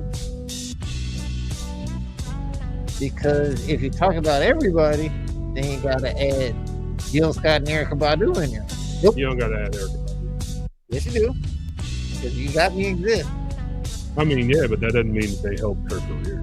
I mean, they helped that song, but it's not like Jill Scott used to sing back up and write for them. Erykah Badu was featured. Okay. I think as far as Odd Future is, if you take all their albums, I think they have more than the Roots. Not quite. We got Tyler, we got Damo, we got KT Veggies, we got That Martian, we got Earl Sweatshirt, we got Frank Ocean. Haji. I don't know many of these people. I know KT Veggies, Tyler. Damo Genesis, because he did an album with the album. Frank Ocean. Yeah. All their work together. On the Roots, you got Dice Raw, Malik B when he was still alive. You got George, Brazil. All right. Yeah, That was the last beatboxing's last. that was Right. the last gasp. Yeah.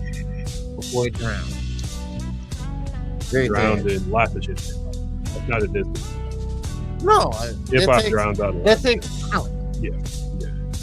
It takes talent and hard work to learn how to beatbox. I wish that put that work in.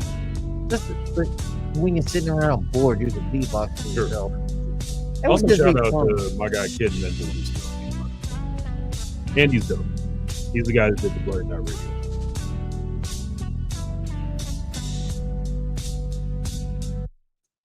Yeah, it's kind of Black Star is very dope. They're more comparable to the. I think these two cars are more comparable to each other than these two cars. Yes, because Black Star only had one album that everybody heard. We got another one. Well, they should have released people. that in a place where someone could hear it. I think they've had enough bad experience with it. Okay, there's a lot of bad experience within the industry, like the music business. Mhm. That happens. Yeah. And you know, sometimes you make a choice that you don't want to participate in it, and I respect it. Yeah. Will I go out of my way to hear the new Black Star album? One, I didn't believe it was happening. They had been talking about that just 15 years. It was like, oh man, there's a new Black Star album coming. And I will say, the one Black Star album that is there is a classic. It's phenomenal. I love that album. My father, rest in peace, never gave me that album. It was like, let me borrow this album. Never gave me. I'm mad at my mother about my 50th Law. The book, the 50th Law. I don't know. The book 50 Cent wrote.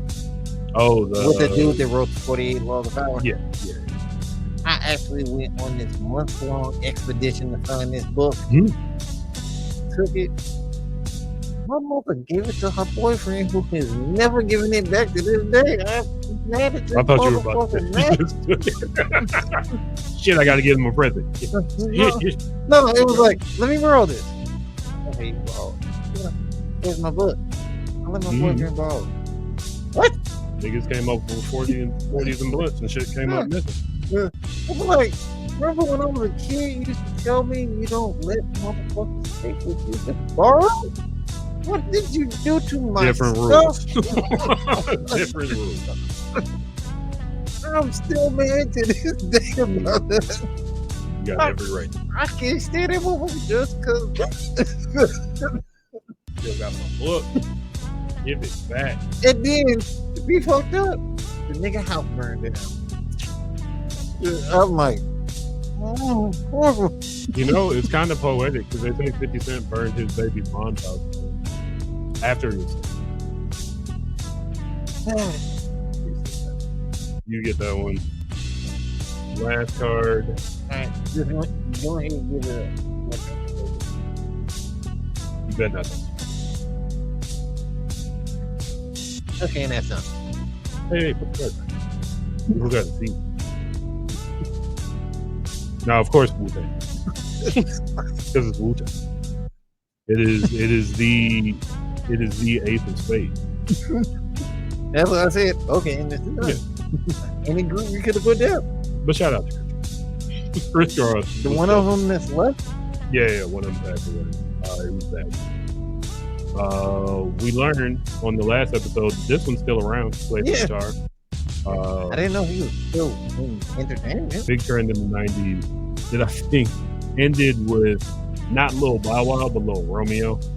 Yeah. After Lil Romeo, I think people were like, all right, maybe we don't just need to put all. Well, that is after we allowed Little Romeo to have sex with Christy Alley. Like, what the fuck is that? Christy Alley? Yeah. They on Dancing with the Stars. It got real bad. No, that was. I'm talking about while he was rapping. I don't know what he did as an adult. I know he did. I got the hookup too. Strange. Well, your dad wanted.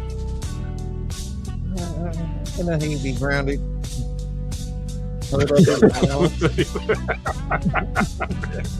You don't do this movie, you can't come out your room. Criss Cross was dope. but none are dope. And then 200 members. How you gonna stop 200? Raekwon hates. Like, who are these? Why is Wu-Tang all of a sudden all these other people? They weren't there. And I understand. But, because I had to expand. Also, Wu-Tang taught me an important lesson that even though you love this thing and cherish it can still go bad. There are a lot of bad Wu-Tang affiliated out. There was a good chunk. It was from 1993, the first album came out? Or was it 92? 93 till 2000. And even after 2000, there was still some good trickles in. Supreme Clientele came out. There were some surprising moments in Wu-Tang, but RZA is my favorite producer of all time. 92. Because after he stopped sampling, it got bad fast. Yeah. And DJ Premier's Mind from 93 to 2000. I mean, oh, for sure. The Come Clean beat alone is just. That is a fantastic. I mean, we could talk about how fantastic. I've never seen a beat so dope. Then when it came on Rap City the first time, all my friends called each other like, "Did you just see this shit?" Oh, we used to. Are you watching this shit? Rap are you and wrestling. This song? Between those two things, it was like, yo. And I used to be on the phone for 2 hours during the whole wrestling. I don't know how my mother could. Same here. Be loud. Shout out to Armand Duval. Monday Night Raw would come on the train. We just sit and watch. Those were the days. I don't know what the fuck kids do. Getting bullied by 20 people online and then having to see them in school. See, I've never understood online bullying. Cyberbullying? Because you can always turn it off. True.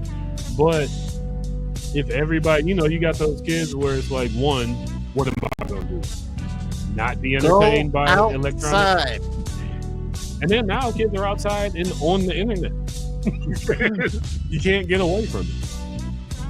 Right. Thank God for growing up in a time before the internet. We were almost feral. I mean, we were very disorganized as children. There were a lot of us that were not almost. There are a lot of us now that aren't almost. Also, these kids with the internet be out in the street doing anything. They get online and decide all of us meeting up in Millennium Park. Oh my God. The stuff that people were like, are you sure? Internet fame, everybody being a celebrity is really fucked up. But there are wonderful things that happen. Now, remember that in the summer of 2020, because of the internet, everybody got together, and for a summer, the city of Chicago fought the police. It was the funniest thing I've ever seen, because the cops did not understand what was happening. And I was like, oh my God. Whenever somebody brings up Lori Lightfoot, the thing I will remember the most, and this is what happens when you get political power. Certain things you do are going to overshadow other things. When she raised those bridges on protesters and said, "No, y'all can't leave," I remember. What else did she? Like, what else could you talk about other than she let the Chicago police go crazy on people, on them that whole night? Shut down the train. Crazy. I will tell you something that may be a lot of it that I didn't do it. Lori Lightfoot is my godmother. So I've always. I mean, I'm not going to not like you. Your godmother's cousin. Well, see, I never contact. I always, if I made it, I always wanted it to be on my own. So I never, even when she was married, I never. I would have called.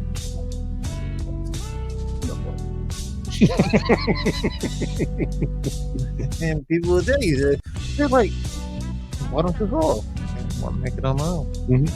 My father, you have to be from Cleveland to know who he is. Cleveland had a black mayor named Mike White. My father was good for him. If he don't like Mike White, probably racist. But unfortunately, I never heard of. Yeah. I mean, I don't know why in Chicago.